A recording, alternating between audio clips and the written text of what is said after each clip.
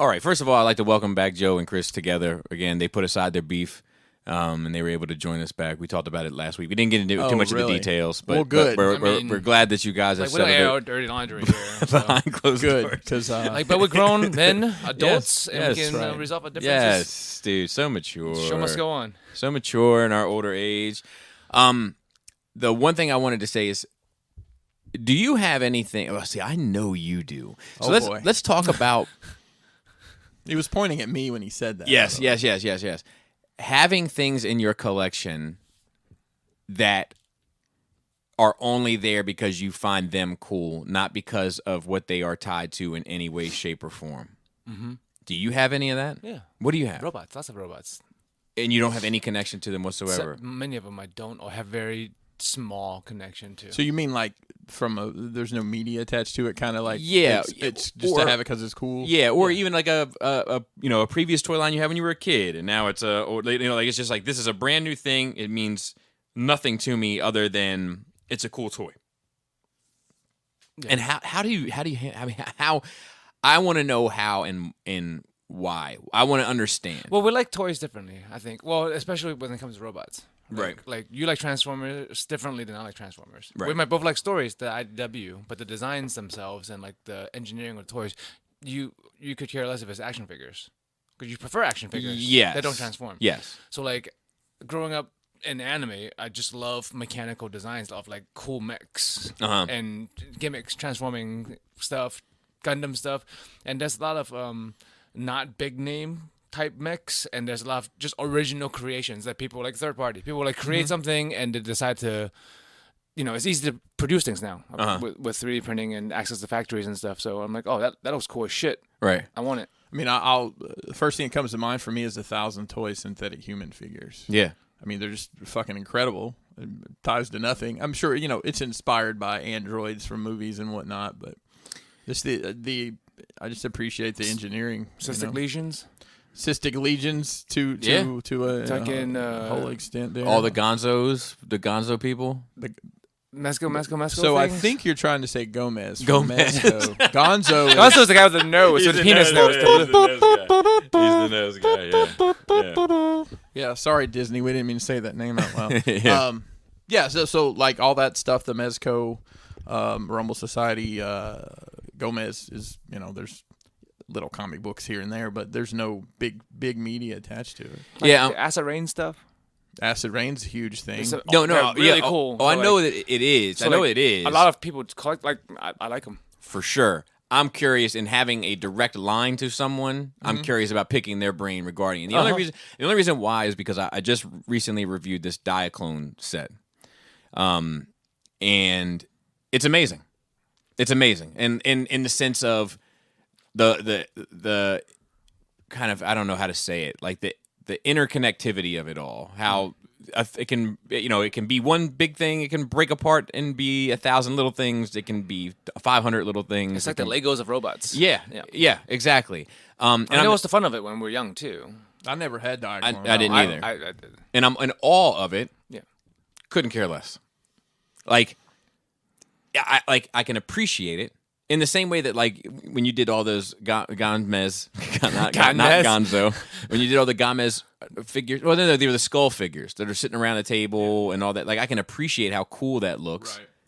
And at the same time, you just went out somehow. Yeah, I don't. Is it a mic? At the same time, I think there it is. is. You turn that level down. There we go. No, it's like every now and then the knob has to be touched. The knob has to be touched sometimes. Like all I did was go, and it activated. That's again. all you need. That's all you fucking need sometimes. The bad touch. It's fair. The bad touch. But I just can't. It's like But like I said, I think we just like things differently. No, I mean for sure. I'm not looking to debate it. I'm looking to understand it. Well, I mean, looking around. I mean, I have here, a hard time understanding. Go ahead. I'm sorry, just say looking around here, everything you have is tied to some. You don't have anything that's not tied to media. Yeah. In some capacity. Yeah. But sometimes I find like it's a stretch for you. Like you buy something that is like you're loosely interested in. Tell me. Like Voltron. You're very loosely interested in it, but it's an excuse for you to buy it. Yeah, I would say that my connection to Voltron has more to do with having the set as a kid than the media. That's fair. I mean, that's a nostalgia pull. You know, I played with the lions a lot as a kid. I just watched the show a handful of times and thought it was cool. But I think the big separation here is, granted, you have modern things from modern fiction, but I think, and I may be way off here, I think part of the reason you have a problem, understanding why someone, because everything you do is tied to nostalgia to an extent. Yes. Yeah. Well, I mean, yeah. It looks like it. So I think there's an interesting discussion there between, like, well, what is nostalgia? What is it? Because Daenerys isn't tied to nostalgia, right? But I think that Voltron is actually a good point of something tied to nostalgia for me. But I think that most of it isn't. Okay. But do you consume a lot of this stuff now? You don't read comics anymore, do you? Yeah, hardly. Yeah, I read. I would say not as much as I'd like, and like a lot of times because I fall asleep because exactly, I'm 40. But a lot of times you don't like. I mean, you do say there's certain books you like sometimes, but more often than not, you like it's fine, or you don't like it. Yeah, Whereas I feel like back when we were younger, and the reason why we got into it and have all these toys is like we just fucking love the media. Yeah, no, don't get me wrong. So let's not mistake the two things. So I'm saying nostalgia based on something you remember liking or used to like a lot, not necessarily as much as you like now. Well, see, no, because that's where it gets confusing. Because like I haven't seen, I don't know, I haven't read a X-Men. Well, I read one last year. Consistently. Yes, I haven't read X-Men consistently. But I love the characters that you remember. That I do remember. But it's not because of this. Now. It's not because of the memory of me reading the books or the memory of me playing with the figures in that time. Whereas that is much more Voltron. Mm-hmm. It's tied to my connection to those characters. It happened to come from 20 years ago, but one out there happened to come from 3 years ago. Right. But that's what he said mostly. Right, but what I'm saying is that perhaps it's not as much nostalgia as it is like a interest in the character. Whereas there are some things, like I think the Voltron is a better example. I think that actually the nostalgia element of it is less. Like I think that for the audio listeners, which are all of them, 100% of you. I'm pointing to the 40th anniversary Kenner figures on card hanging on my wall. That's 100% nostalgia. Sure, but getting the figure itself isn't as much so. Yes, I don't. I can understand that. I mean, because that's literally what they made those for. Correct. For you. That was made for you, Bobby. When I look at it, I literally remember them on the pegs. Sure. And it warms your heart. That's tied to a nostalgia thing. But I think most of what mine is a love for the character or series that may come from a older place, but it's not because of my memories that are tied to that place specifically. Because most of it I still do. But it's like an ex-girlfriend, though. It's just somebody you used to know. That if you're still fucking her, but you're not really. You're fucking Daenerys. I mean, how often do you gotta fuck her to get credit for still fucking? But it's not the same person anymore. You're just fucking her because you get that you used to know. Yeah, but you don't love her like you used to. See, I don't think that's like Star Wars. I think I just like cool. I think changed though. Yeah, I know. But like there's years and years and years before that where it hadn't, and then when material wasn't coming out. Yeah, right. And when new material was coming out, and I did love it. So like I don't know. I think I just like cool shit. Me too. And I don't if it's attached to something cool. And sometimes I think maybe I like it better if it's not because there's no preconceived notion as to well it doesn't look like so and so. See, I think I don't give a shit. It's not supposed to look like so and so. I'm big into not having something being accurate to on screen. Right, the on whole paper faceless either. thing, I just want Joe. Right, yes. Fuck you, Joe. It just needs to be cool. Like you don't need a fucking face that exists. Get a cool face. I think I'm curious because like I can see like a boat, like a person that has a boat, and I can see them going on little trips on their boat, and I'm like, man, it'd be cool to do that sometime. Go out go out with some fellas on the boat. But then it's like, man, I ain't got no fucking place for a boat. You know what I mean? Like, I think that's kind of where. Well, you're like filled up with shit that you want. Anyway. So I'm going to tell you the other side of that is I never want to own a boat. Right. I will talk about this in a bit, but I've always said all I need is a friend with a boat. Mm-hmm. Right. And right. Bobby, our kids. And I think I think coming over here as often as I do, which is weekly in most cases. Yeah. I don't know. I think in my mind, I'm like, I don't know that I need a boat because I've got Bobby's boat and I can come look at Bobby's boat and play with his boat toys whenever I want. Playing with Bobby. You see what I'm saying? Yeah. So mentally, I'm like, well, I mean, I don't need to, have all this shit on display because if I want to look at it, I see it on Tuesdays or whatever. Right. I mean, I like my things to be It's all your tied fault. to things I like, obviously. Yeah. Like, it's not a prerequisite. I don't have to, but it's a big pull. And I'm not a nostalgist in that sense. Like, I don't want G1 Transformers. Give me the new third-party Transformer that represents the character that I like. Right. Whereas, like, getting the G1, because people collect the actual G1 shitty fucking toys. Right. That's nostalgia. Correct. So, like, I don't have that. But me neither.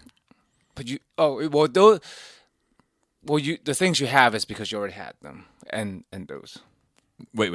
Like the nostalgia stuff, you get new stuff for the new representation, but you have to order stuff too, like the G1. I mean, you have your G1. Yes. stuff. So and that you got those Star Wars stuff. Yes. So, but that's what I'm saying is that is nostalgia. Yeah. The G1 stuff is nostalgia. I don't have any of that, which is fine. But and I'm not. So I don't think one is better than that, but yeah. Yeah, and I'm not saying either. I think that mine is more in. I think that in fairness, I think that mine is more inquisitive. Yeah. And somehow it like the dynamics of it turns to, well, you like it because of this, but that's no. not, but that no, I'm saying that you're saying that to me, but I'm saying that that's not necessarily true. Like I'm not saying that you like shit that has nothing connection to anything for any reason. I'm saying, can you tell me why? Not in a challenging way, in a curiosity way. Oh, maybe the tone is just wrong. I'm not. This is not like an argument to me at all, or like a debate. Well, no, I mean, I think part of it is, like I said, I'll take Mythic Legions. They have homages to the Masters of the Universe stuff, and then some of their other stuff has been homages to like Dungeons and Dragons. Mm-hmm. But I mean, with that line in particular, you can make whatever you want because there's probably there's dozens at least of people that are making custom parts for it, and then you can swap the parts and all that, and then you can make it into what you want it to be. But as far as I order stuff all the time that's not tied to anything just because I think it looks cool. Yeah. I mean, like cool. I think it's the same way that people like cars. Like a new car comes out, you have no like attachment to it, but you want it because it looks fucking cool and it goes fast. See, I don't want it though. I think it's like I'll look at it, but damn, it's fucking cool. That's a cool. Like there's some Corvette I see all the time now that looks the C8 Corvette looks. It looks like a Ferrari or some shit. Does. Mm-hmm. And I'm like, damn, that's a good looking Corvette. Yep. But I know it's not for me. I didn't know. How many old white dudes are you hanging out with? I mean, because that's the only people I know that have Corvettes. I think I just live around them. Oh, okay. But like I know I don't have any interest in any. I don't even have an interest in a 2-door vehicle. And if I were to get a vehicle, like the sportier, the less interested I'm in it. But I can still acknowledge that it looks cool. I just don't have any desire to own it. See? Yeah, that's the difference. Yeah, I wouldn't own a sports car. Like I wouldn't only because of the financial decision. Like it's not worth it to me. But if I had fuck you money, I would buy cool cars. Well, the thing is, if I have fuck you money, maybe you might have fuck you money if I might have fuck you money if I didn't have all that shit in my basement. I'll just spoil it. Yeah, but I'm not sure if I were to work so hard to get that fuck you money. Right. Some people do. Some people like the car payment is like a fucking house note. Yeah. And it's worth it to them, and I don't get it either. Yeah. My thing about the car thing is just like my luck. I will blow a fuck ton of money on some car. The fucking engine will fall out of the bottom of that bitch the next day, and it'll be the one thing that's not covered on my full warranty that I paid an extra $300 for a year. That's my luck. Yeah, you would get a lemon. Over like the day the warranty runs out, it explodes. I'm like, yep, that's Bobby. And I'm like, I couldn't even be in it. Like, I just can't imagine just fucking knowing the fact that it's a huge ticket purchase, right? But like everybody knows, the moment you fucking put pedal to the metal down out the lot, you already lost a shit ton of money. Yeah. Like, how do you just throw money away like that? I don't get it. I mean, plus the interest on your loan if you not buying it outright. Yeah, I'll tell you, I'll only buy. I think like as long as I can, I would probably only buy from CarMax ever again. I had a very pleasant experience there. I'll tell you, we're in the throes of shopping for vehicles. I feel like you guys shop for vehicles. Yeah, all the time. We have been, and there's you can't find anything that's not that's right. inflated. Like my wife's looking for a particular vehicle. And you can catch them in stock sometimes. If you order them, they basically said don't order one because it's not going to get made in the time you want it. CarMax is selling that for more than a new one on their lot right now. I mean, because they can get the money. Supply and demand. It's supply and demand. That's what it is. It's like a second market value, just like toys. Like it's cheaper to buy a new one. Yeah, which makes no sense. But I mean, toys. It's the inflation market. Yeah, if they're not making it anymore, like they're not shipping for another fucking year, and it's all just have the fucking sound wave or some shit. Yeah. It's this whole the reason you can't get a PS5 is the reason you can't buy a new car. It's all microchips, all processors, right? And almost everything is fucked. Like I do want to say before we move on, like I think there's an interesting discussion piece to be had regarding like nostalgia and like if I or one falls in love with something at a younger age, but the love sustains, but not necessarily what I fell in love with necessarily. Do you know what I mean? But the love for like the core of it sustains. I feel like there's a difference between that and like I love Voltron. I love having a Voltron because when I was a kid, I loved having a Voltron. Well, that was what I was talking about with comic book stuff is loving something as a kid, growing up, going back to watch it again and knowing that it's trash, but then still buying the toys. I feel like that's nostalgia, right? Yeah. I go back and watch shit I love. Like, I still like them because of nostalgia, but I can tell you this. Like, I always say, I don't recommend anybody watch Dragon Ball Z. Right. It's not good. Right. Well, I say, but so I guess here's my point with that is, like, if I fall in love with, Jim Lee's run on X-Men, to me, like, framing Jim Lee's #1 X-Men and putting on the wall, which I think I did somewhere. Sounds familiar. To me, that's nostalgia. But having that Gambit, which is definitely inspired by that era, but it's not a literal translation. It's a modern take on that one. I mean, those are looking at that, that's Jim Lee. But the colors are off though. Like it's not 100% inspired by, but it's not the same. And even more so for some of the ones that I have pre-ordered. It's because of the love it's because I fell in love with something at a younger age, and that love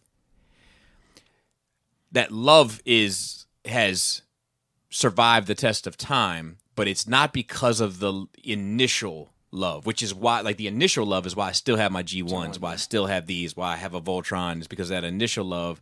Like, to me, they are two different things. I think nostalgia is in all of it, but I think they're also distinctly different. I think when nostalgia has a tied, I think, with a specific time of your life. Like, it has a tie with, like, your childhood memories. That's what nostalgia comes from. It's like music. I don't listen to radio often. I was driving a U-Haul this week, and I can't plug my fucking phone in, so I was listening to radio, and 90s shit came on, and, like, my mind zoomed back to when I was in high school. Like, that's nostalgia. Yes. Right. But it's your mind zooming back, isn't it? Right, it is. That's what I'm saying. Yes. With certain toys or with certain collectibles, like, it zooms you back. So I will say, like none of this X-Men zooms me back. But it doesn't zoom me back. I guess it's like when I see that, it zooms me back. When I'm pointing to the Star Wars 3 and 3/4, the carded stuff. The carded stuff.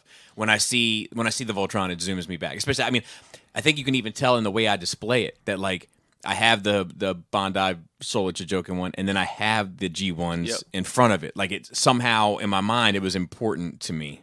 Do you know what I mean? Yeah. I mean that makes sense. I think these companies prey on our nostalgia. There's no doubt about it, because you remember the way this looked, but this is the way we're gonna make it now. I mean, Hot Toys even. How many Princess Leia's do you have in Hot Toys? I know at least 3. Do you have the old lady too? 4, 5? 4, right? 4. She didn't even know. 4. 4 with one on. What? No, 5. 5. Okay.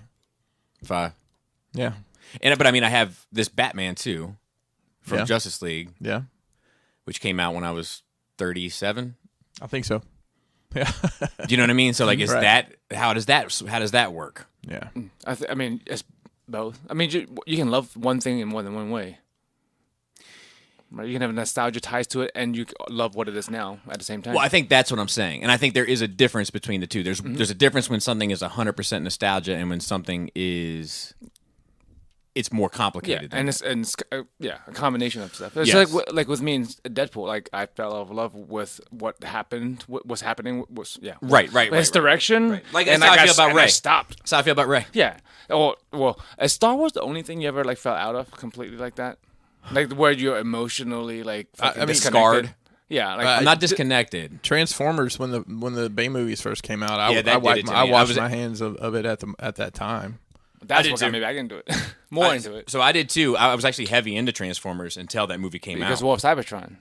No. This was before that. This was I don't know how I got back into So it. the Masterpiece line had come out, and they did Prime, and then they did that weird Starscream. But I don't know what brought me back into it. But I got heavy back into it. I thought it was the games. That's what's still responsible for now. But I got heavy into it and then went to BotCon in Cincinnati. Wow. Yeah, I went to a BotCon in somewhere in Kentucky. It's not a major city, Lexington, I think. it's like, yeah, but like I went there and then experienced the show, and then like I think like it was around the same time that I saw the movie, and I'd already started disconnecting from the movie, but. The saving grace about Transformers is that like the parts that you love always kind of stay unscathed except for IDW. Yeah. Right. Unfortunately. Yeah. Right. Because it wasn't completed. Correct. But yeah, I don't know. Interesting. And you're still gonna go to the con next month or some shit? Yeah, I mean I'm working. Yeah. I mean, are you?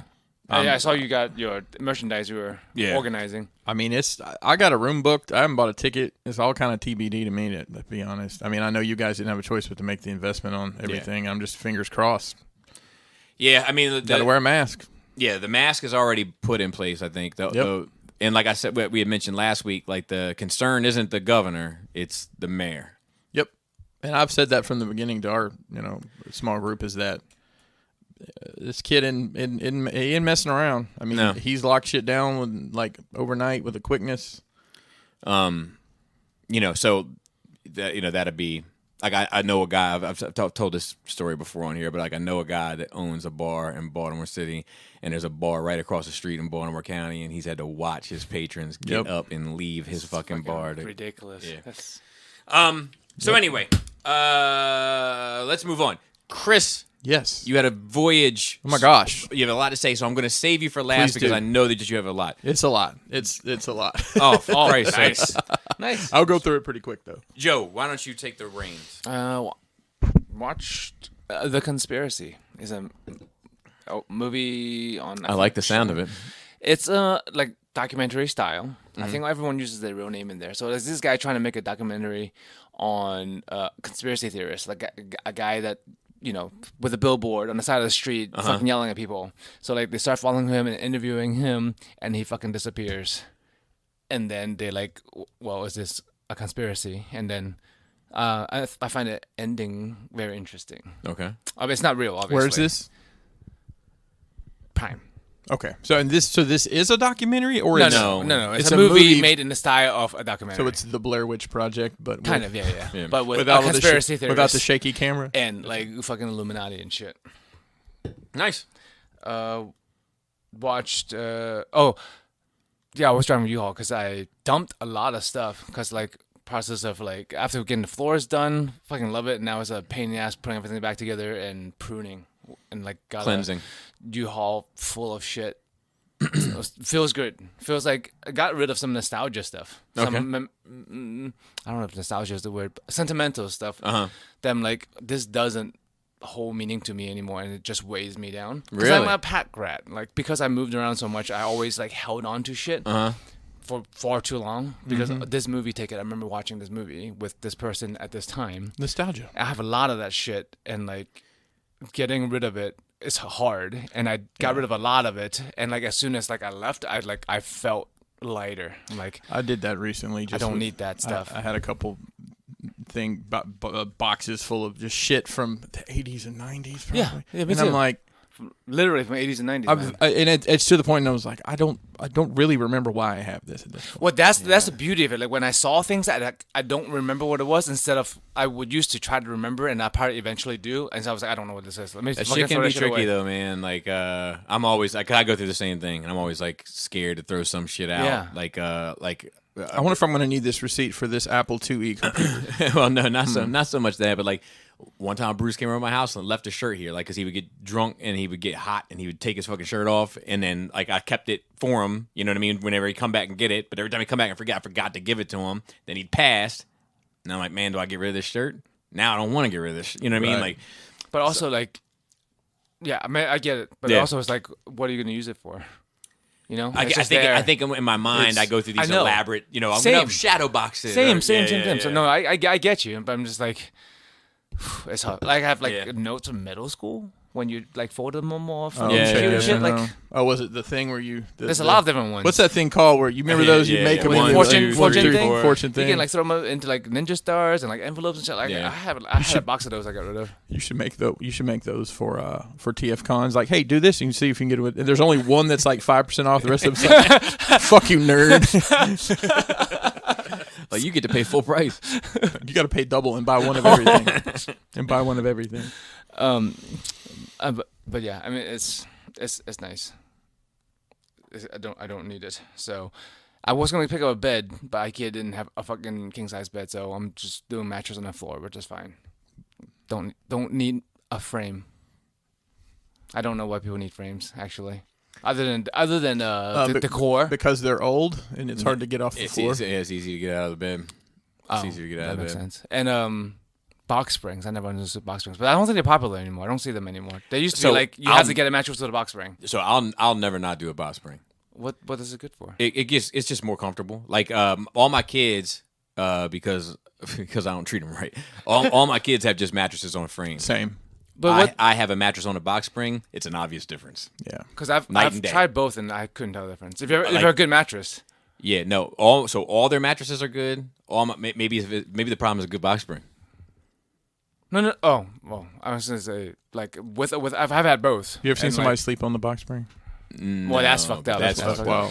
Like when 4 people split in a room and you're like, you just fucking just pull it apart. That's a rough life right there. The difference to me is the bed, when you have a bed with a frame, like with a full board versus having the bars, the slats. Yeah, the slats is the full board makes it much better. So I do know that. So maybe that's the difference with the box spring. Platform beds it's that's what it is. But there's a platform built up and then you put the bed on it. I know that is a popular thing. There's no box spring though, but it's a platform underneath you that probably gives you some level of support. Yeah, I don't know. Like mine is like my bed's like it's different. It's like it's just an obvious difference. Like it's bouncy as fuck. Like you know what I mean? Like it's like buoyant. Maybe that's like you know. Whereas like my kids is like I'm like I feel like I'm laying on top of some blankets on top of some wood. You know what I mean? Like, that's the way it should be. Only in comparison. So I guess it's just a preference thing. With sleep number bed. Bobby, we will have to get different numbers on our side. That's exactly it. Like I need a firm bed for that support. So just let a little bit of air out of your air mattress. And that's all those things are. They're just air mattresses. What is the number select sleep number? Oh, yeah. Is it? It's all air. It's literally an air bed. Pneumatic. A $2,000 air bed. My parents have one, so it's the only reason I know that. What about a sweet ass car bed? Bro, this is adult car beds. CB. There are adult car beds. You remember Grandma's Boy? Yeah. Like, I sleep in a car bed. It's a fucking sweet ass car bed. Bro, I'd get a king size car bed. I can't believe you came on my mom. Dude, that movie is another it's one of the last funny ones that snuck through of that era. Of the just raunch. Yeah. So I was at Ikea. There's so many display Which options one did now. you go to? Well, the only good one. But College Park. College Park, yeah. Okay. I was there. I'll go to the Baltimore one, man. Come on. I don't mind going to the Baltimore. I'll tell you why. It's closer, but the Baltimore one's but different. it's only closer by like 5 or 10 minutes. And you got to deal with the tunnel and tolls and whatnot. I like. Only reason why I'll go there is because like there's a coffee shop like around the corner from there. They're like my wife likes, all the kids like. So like if everybody's in a good mood going, it's a better experience for me all around. Speaking of coffee shop, I actually went to Baltimore Coffee and Tea in Frederick. It's good. I never go to like coffee places. I don't want to go to fucking Starbucks to pay like $8 for fucking sugar water. But apparently Chris has been getting coffee from this place, so we went to like actually get some food and coffee there, and it's fucking great. Yeah. I like the one by the movie theater. Yeah. That spot across the street from it is Manaloo. Is it? Yeah, yes. That's what I pointed out. I pointed that out when we went to the coffee place. Right? Yeah, but we just have to find the right time to go. That's good shit. That was, I think that was might have been the first restaurant that Kelly and I ate at when we were even looking for our house. We've been exploring the other options. Yeah, that place is special. Like the first year we were here, we didn't like really eat out that much, right? Because like I think she just assumed Frederick because not a real city and doesn't have much shit, but right. But now she realized it's like it's a pretty good upscale city. Yeah, even downtown there's a ton of. There's like there's no. It's got everything. It's got like the mom and pop stuff. It's got the chain shit. It's got like various ethnicity. No Ethiopian. She was looking for Ethiopian food. What, you got a checklist? Oh, I got you. But there's a checklist of food. I thought you meant as patrons. We found a good Indian place recently. We've been eating the fuck out of Indian food. Nice. Yeah, but it's super high calories. And but yeah, Ikea has a lot up their display game. Yeah. There's so many glass case options now and inserts for like billies and shit. Yeah, I've got the new. I don't know the name of it.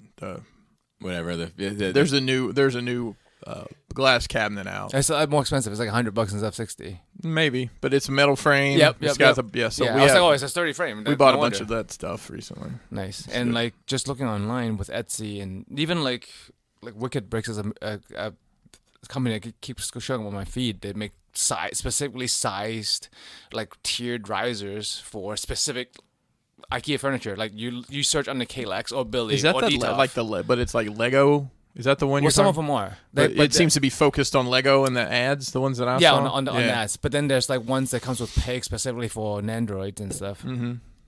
And pops. That's right. But I got a pop. No idea how. Everybody gets a pop. No, well, yes, agreed. But like, I came downstairs today and that Baby Yoda pop was just sitting on my table. You don't know where it came from? No clue. Fess up, people. Fess up. Don't you have other pops? You have Batman pops, don't you? Yeah, I have that big obnoxious fucking Mandalorian one that Robert bought me. That doesn't count. I only count like regular pops. All right, so I have the fucking guard from episode 8 that like everybody fucking had to send me every guard possible. So I got the pop guard, and I have the pop. I have my Pop's Dracula set. That's the only ones I've bought.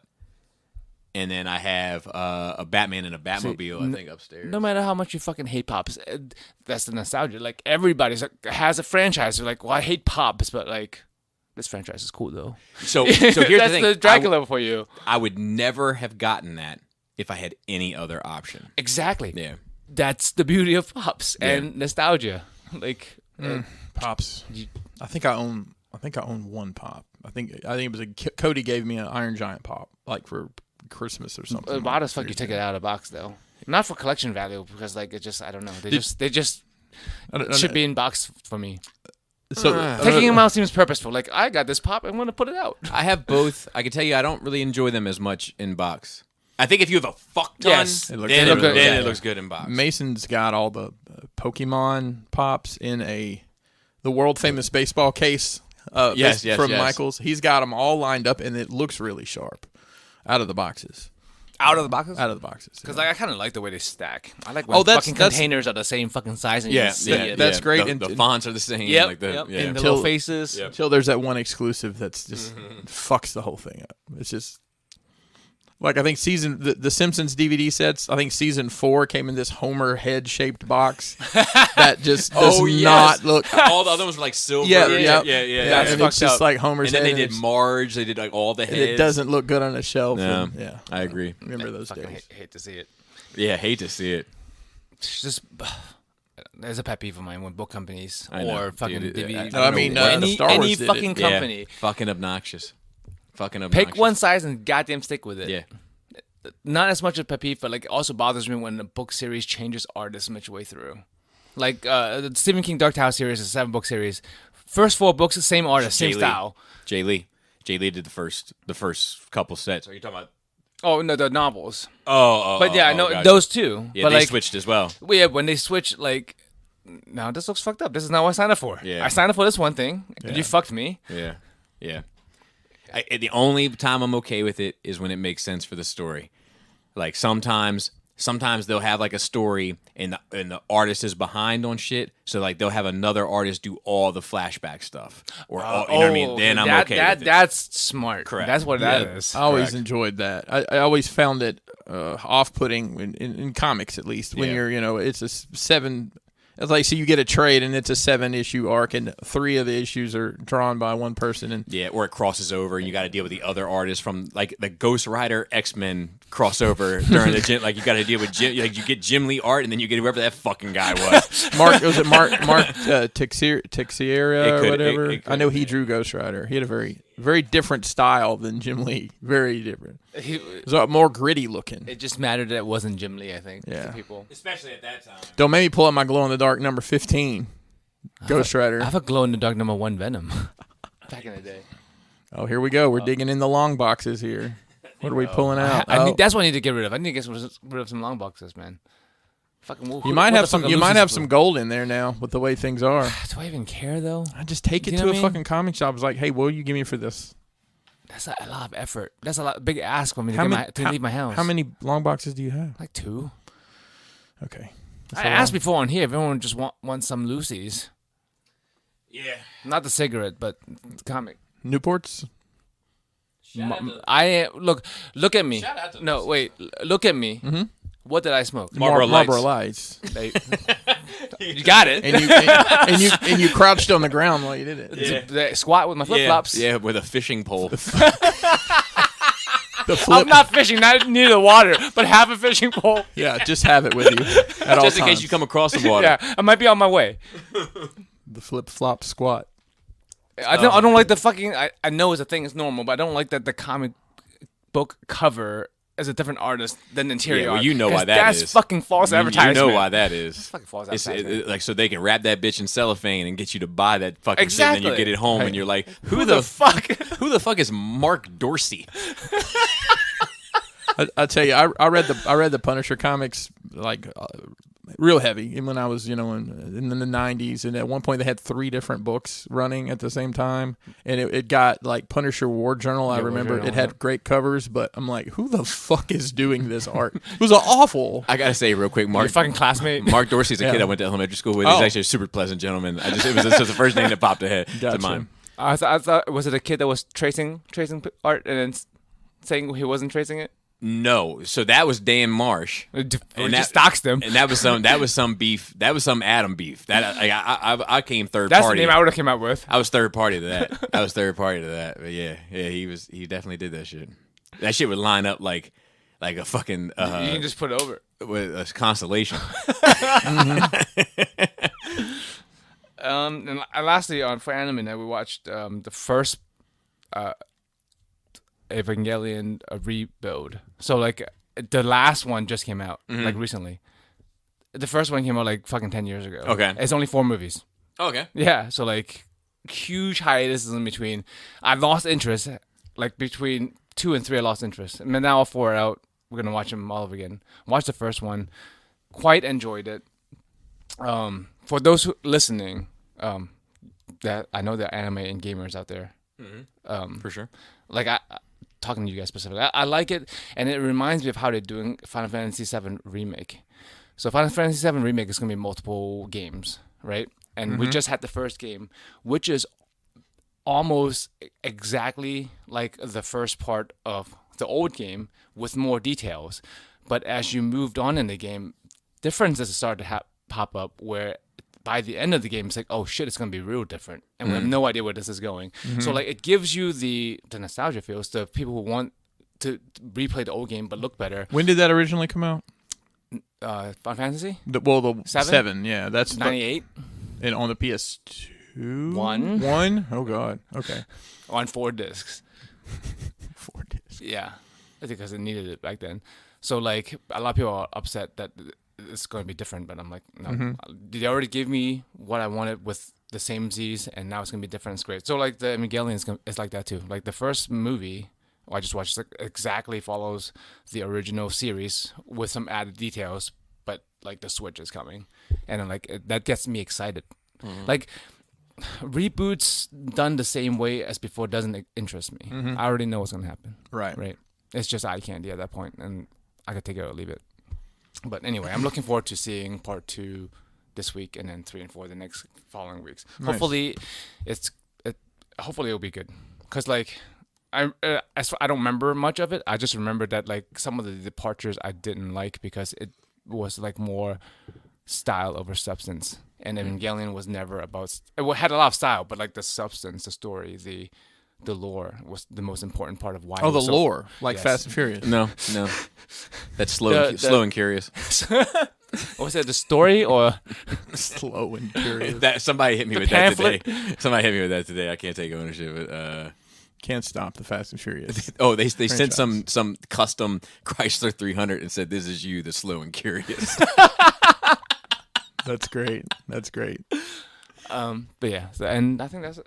It's been working. So Shout out to Sean Dees. I've been working. oh man, fuck! I'm looking forward to tomorrow. Tomorrow starts. How many hours did you work last flu week? clinic.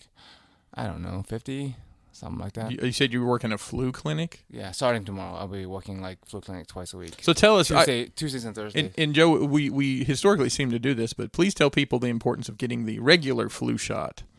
What do you mean? Well, I mean versus the. Well, I know. It Super- seems like Well, just getting just getting No, a yeah. flu shot in general because Yes. last year did you give nearly as many flu shots as you normally did? No, because people didn't get fucking. Nobody got sick. Nobody got sick, and nobody left the house. So nobody, like a lot less people still got a shot. A lot less people got a shot because a lot of people left the house. But then also like the cases of flu were rolled down because people weren't fucking passing it to each other. They were wearing masks. They were wearing masks. Like Yep. like the mask doesn't do shit. I'm like obviously it did because even if you're not for COVID, for the fucking flu, it obviously helped. My wife is normally like deathly ill in bed with the flu like for Every a week every year. Wow. Didn't They're get like sick. people being forced to have some fucking kind of hygiene and wear a fucking mask and social distancing shows that fucking germ theory is correct.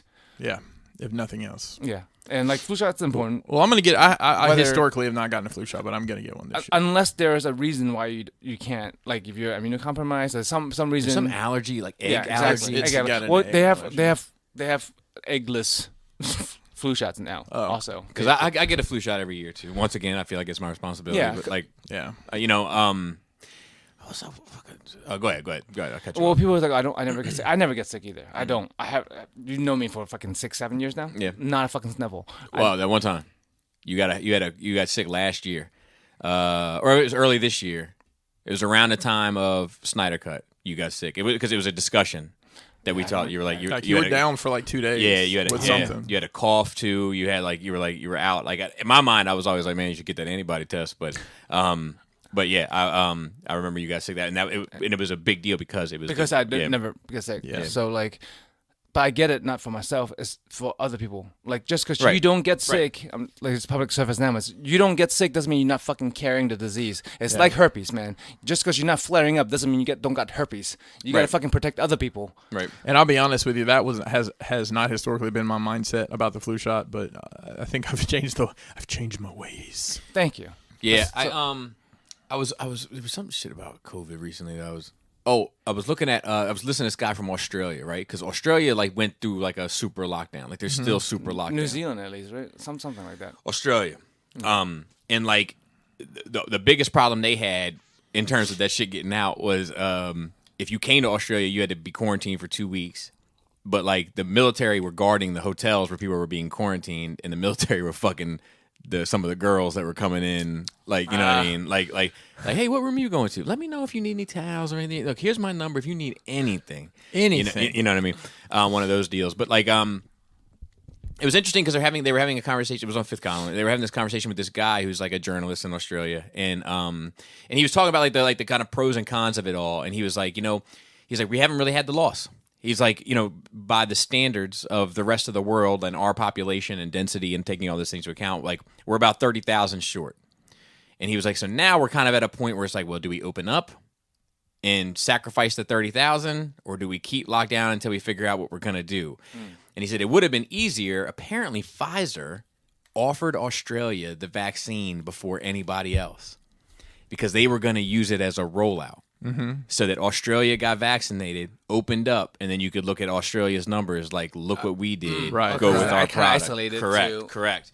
And Australia's government like passed on it or dropped the ball on it or something. So like that's one of the things Australian people are super pissed off about because they could be out of this shit, but instead they're like still super locked down. Yeah. But one of the interesting things that they talked about was like knowing where the finish line is with this shit.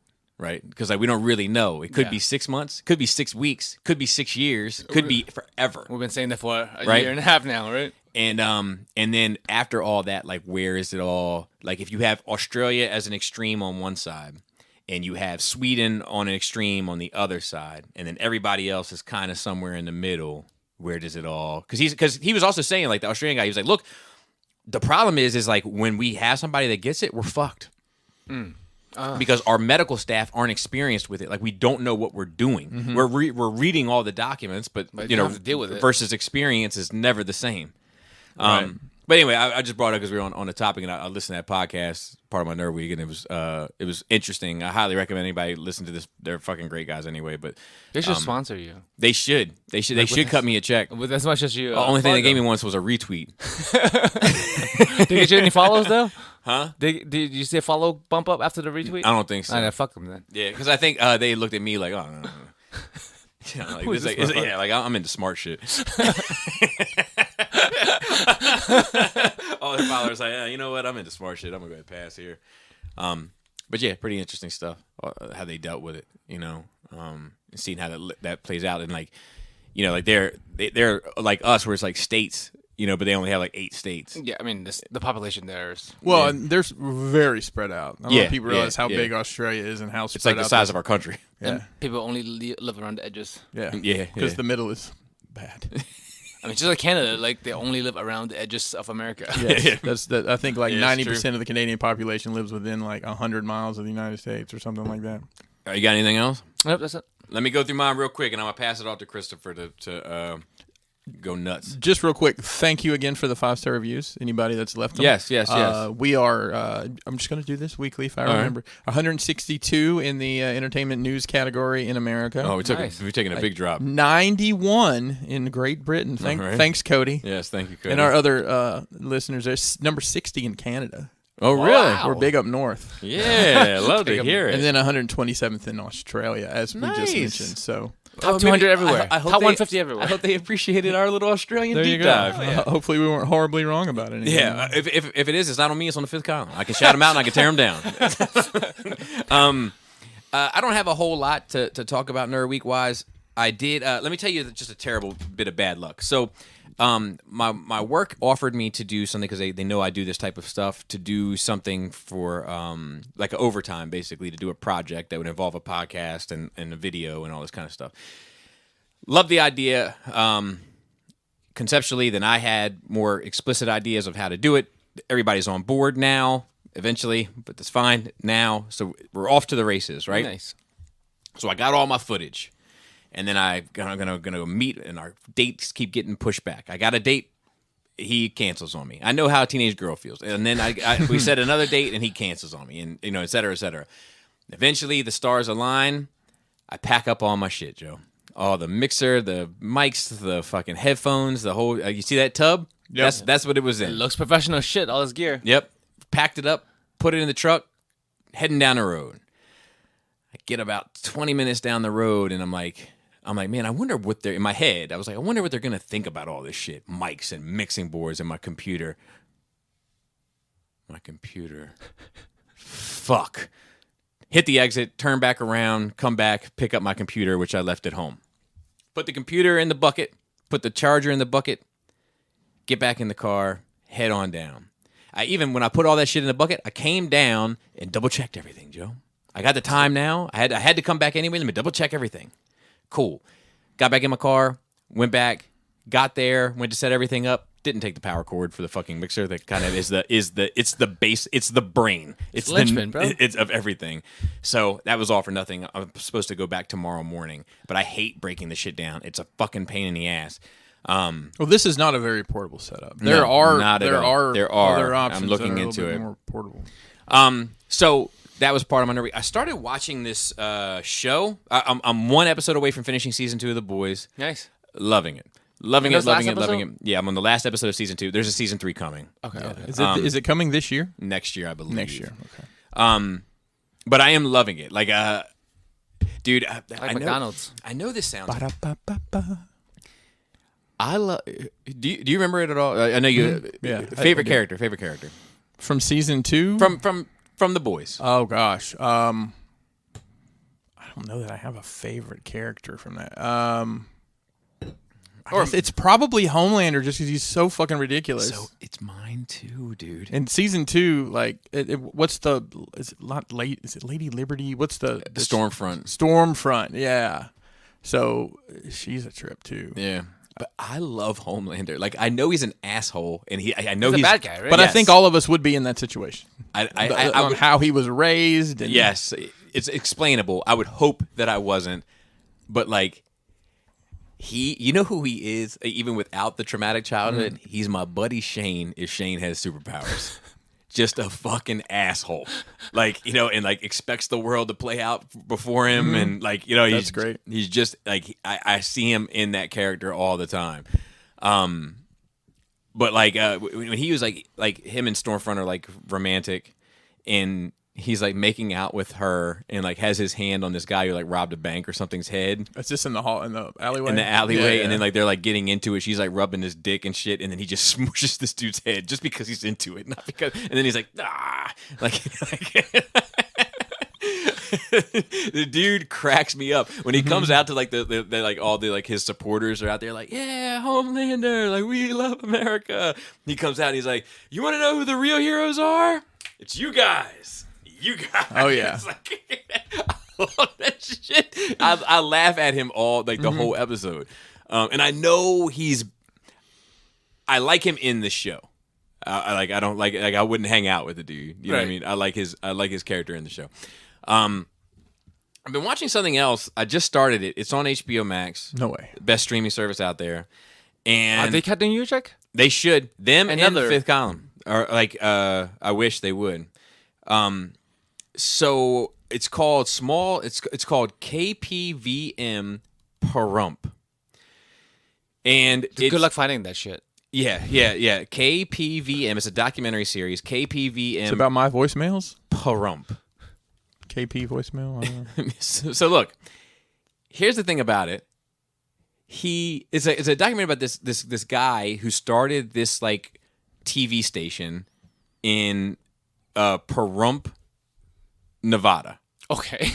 and it's like his dream, right? And he's dumping tons of money into it, and he's got the will, guys. He's got the ambition. He's got that like entrepreneurial spirit.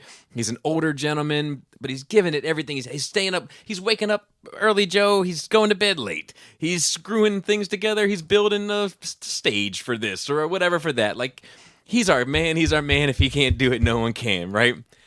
He finally gets all this money to build this huge tower so that he can broadcast to Las Vegas. Because once he can get to Las Vegas, now you're talking about millions of people. You just completely opened up the framework of what your shit can be. Is this in the 70s, 80s, 90s? You're going to know here shortly. Okay. He gets the shit going. He gets it up, taps into Las Vegas, all fucking horses full steam ahead. COVID. Everything locks down. Oh. And it's like such like a poor timing thing that like no one could have seen really, and it's kind of about like the people there, and like they're like little like everybody's kind of on board, like they're all working around the clock, like they all believe in this thing, and it's like it's just inspiring to watch, and I think some drama is coming. I'm only 2 episodes into it, but I'm quite enjoying it. Who's starting a terrestrial radio station in 2020 though?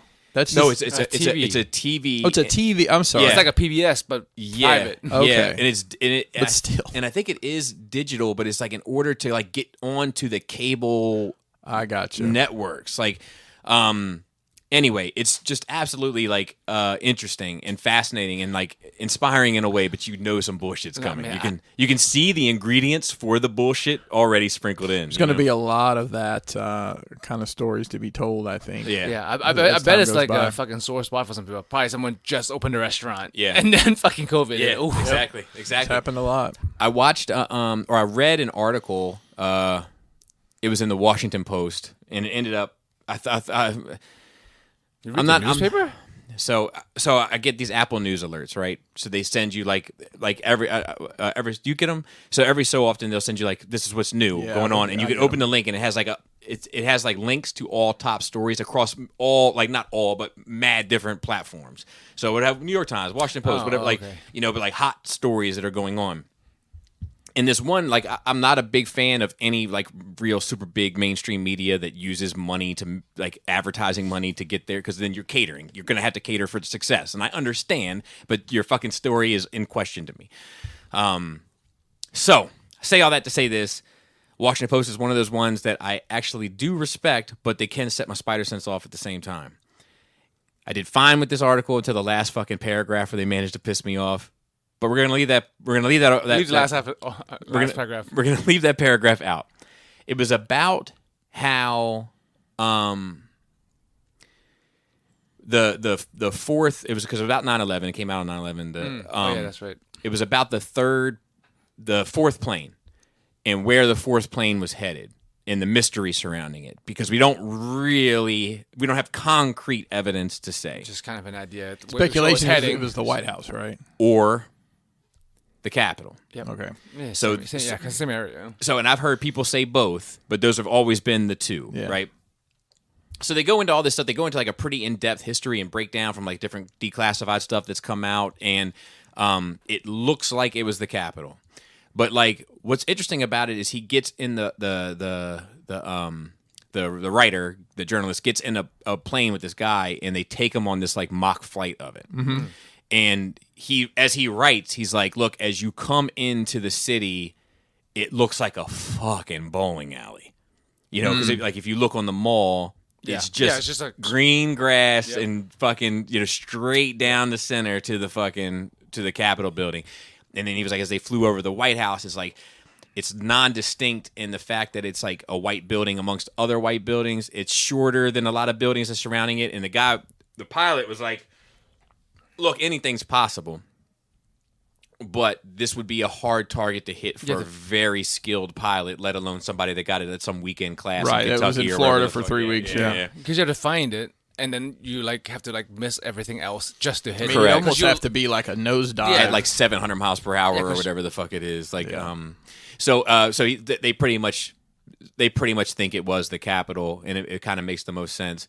But it was just an interesting read, and thinking about all that shit, and thoughts and prayers, everybody, in that fucking situation, and it was such a bummer. But made through it without I don't know why. Maybe I'm crazy. Maybe I'm paranoid.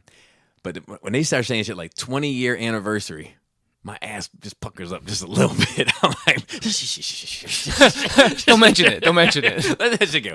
On September 12th, be like, we just survived the 20-year anniversary.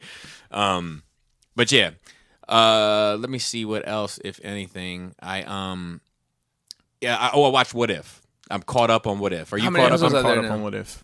5. Is it? How many are there going to be? I don't know, but they're all self-contained. Yeah. Right. So I'll say this because I hadn't seen the last 2 last week. So I know Zombies was it. What was the one? Doctor before? Strange. That's the one people say it's good, right? Doctor Strange one. So look, they're probably my favorites. Those 2 are probably my 2 favorites. Is that where Doctor Strange kind of loses his mind? Yeah, he loses his heart. That's right. And you might say that was good. Yeah, I enjoyed it. That's probably the best one. I like the zombie one too. The zombie one was really good. And so the Doctor Strange thing, the premise for it, Joe, is that when he gets in a car wreck, it's not his hands that get damaged. It's he kills his girlfriend that they're going out to dinner together. I got these. Look, Laura keeps. Is it bananas? Is it the bananas? I don't know. She keeps bringing in all these fucking plants though, and they live out. That's where they live, in the plants. Anyway, I got these like gnats. Like it's not like my house is like a fucking pigsty or anything, but I see them from time to time. Look, it's the first one I've seen since we started the show. I just don't want to paint an unclear picture of my house. I live in some fucking junkyard. But anyway, but yeah, so and then like he keeps using he becomes the sorcerer supreme, and he keeps using the time gem like to basically go back and back and back and try to fix it. But every time he goes back, they ends up just killing her a different way. But yeah, like it was fucking like it was brutal. It was kind of heartbreaking. Yeah. That was fantastic, fantastic. And then it was dark. I mean, that's the main thing. A lot of people I read was like, it was good, but that was a dark episode. And then the zombie one was just kind of good fun. It was a very interesting way to tell that story. Yeah. The way it came, I think I read like the first trade that came out when that happened. I don't remember anything about it. Yeah, me neither. But I think that probably put a little bit of a spark in Marvel's brand when it happened because, Walking Dead was real popular and everyone was jumping on the zombie bandwagon, and they did. I thought a pretty decent job with it, and I liked the character choices for this were interesting. Scott's head with the cape was great. Yeah, it was a fun. It was a fun romp. It was a fun romp, but it had a decent little story to it. Yep. So those two, and then Captain Carter one are my three favorites, and then the Loki one and the Thor one. No, the Loki one and the Black Panther one are kind of my least favorite of the series so far. Sometimes I wish good tropes like they're not original anymore. I wish they weren't so memorable that like you recognize them because they're so good, but then like it's been done. Yeah. So like the time rewinding thing, like is great. It's great, and the story is usually good. That uses that, but it's been used enough times where like fuck. Well, it taints it a little bit. It was reminiscent of the Dormammu. From for his sure, movie, we're gonna do this and over and over. many other things, but the key to it is not so much that the same thing ends up happening; it's just how far he loses himself in trying to fix it. That he by the time that he arguably circumvents it, he's not the man that she would want to be anywhere near anyway. Right. But yeah, I can't wait for you to see it. I love that trope. So like, it's my luck. You'll be like, not for me. I mean, it sounds like my alley. Every time that's done. Another one that's good. That's like that is the living a whole lifetime in your last moments. That's a trope that's been done times, but like it always tugs at the heartstrings. Yeah.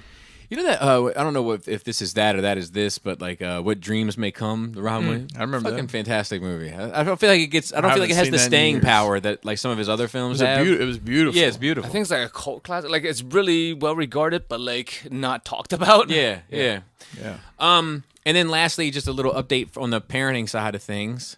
Jaina had a sleepover and her like core group of friends reunited for this. I have a feeling that this is probably going to be the last time that all four of them get together. Maybe I'm wrong, but never have I sat in a room or a room adjacent, because it's not like I'm like, all right, just speak freely as if I'm not here. I'm just gonna listen at the door instead. That teddy bear's got a camera in it, just to let you know. Yeah. I'm just gonna set this seal here, and you guys like stuffed seals, right? And then this teddy bear here, and then I'm just putting them randomly. It's a Teddy Ruxpin. The eyes are gonna move. Yes, they're at all four corners of the room. Yes. But that's just where I like my stuffed animals.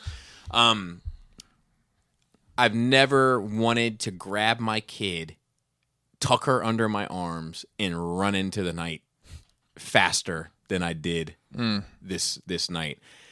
They're just fucking awful little creatures.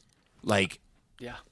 And I'm just like, holy shit. Like, first of all, like, they all got phones. They're all TikToking. They can't leave their phone alone for 4 minutes to have a conversation without grabbing their phone and showing a TikTok vid to each of them. It completely derailing any meaningful conversation that they're actually having. Yep.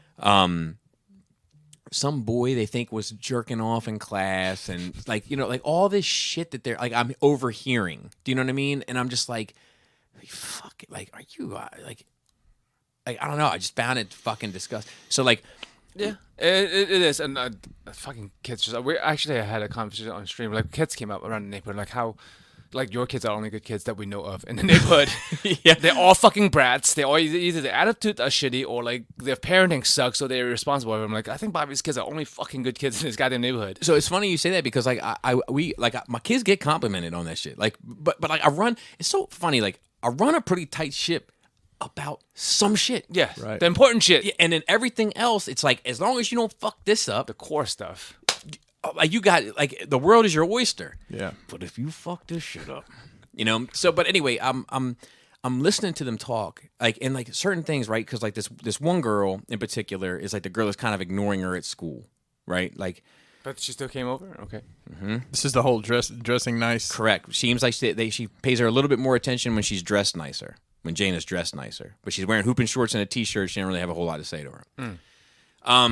So anyway, I'm sitting and listening to him talk, and it was about anime.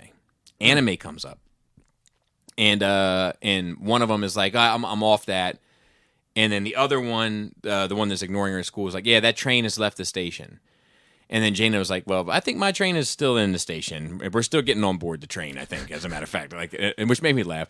But then I heard her friends say, yeah, if my friends found out I was into it, my friends would ostracize or ditch me, I think was the term that she used. Which is just because like I'm not going to middle school currently. I went undercover. They spotted me a mile away. You're no Johnny Depp. Yes.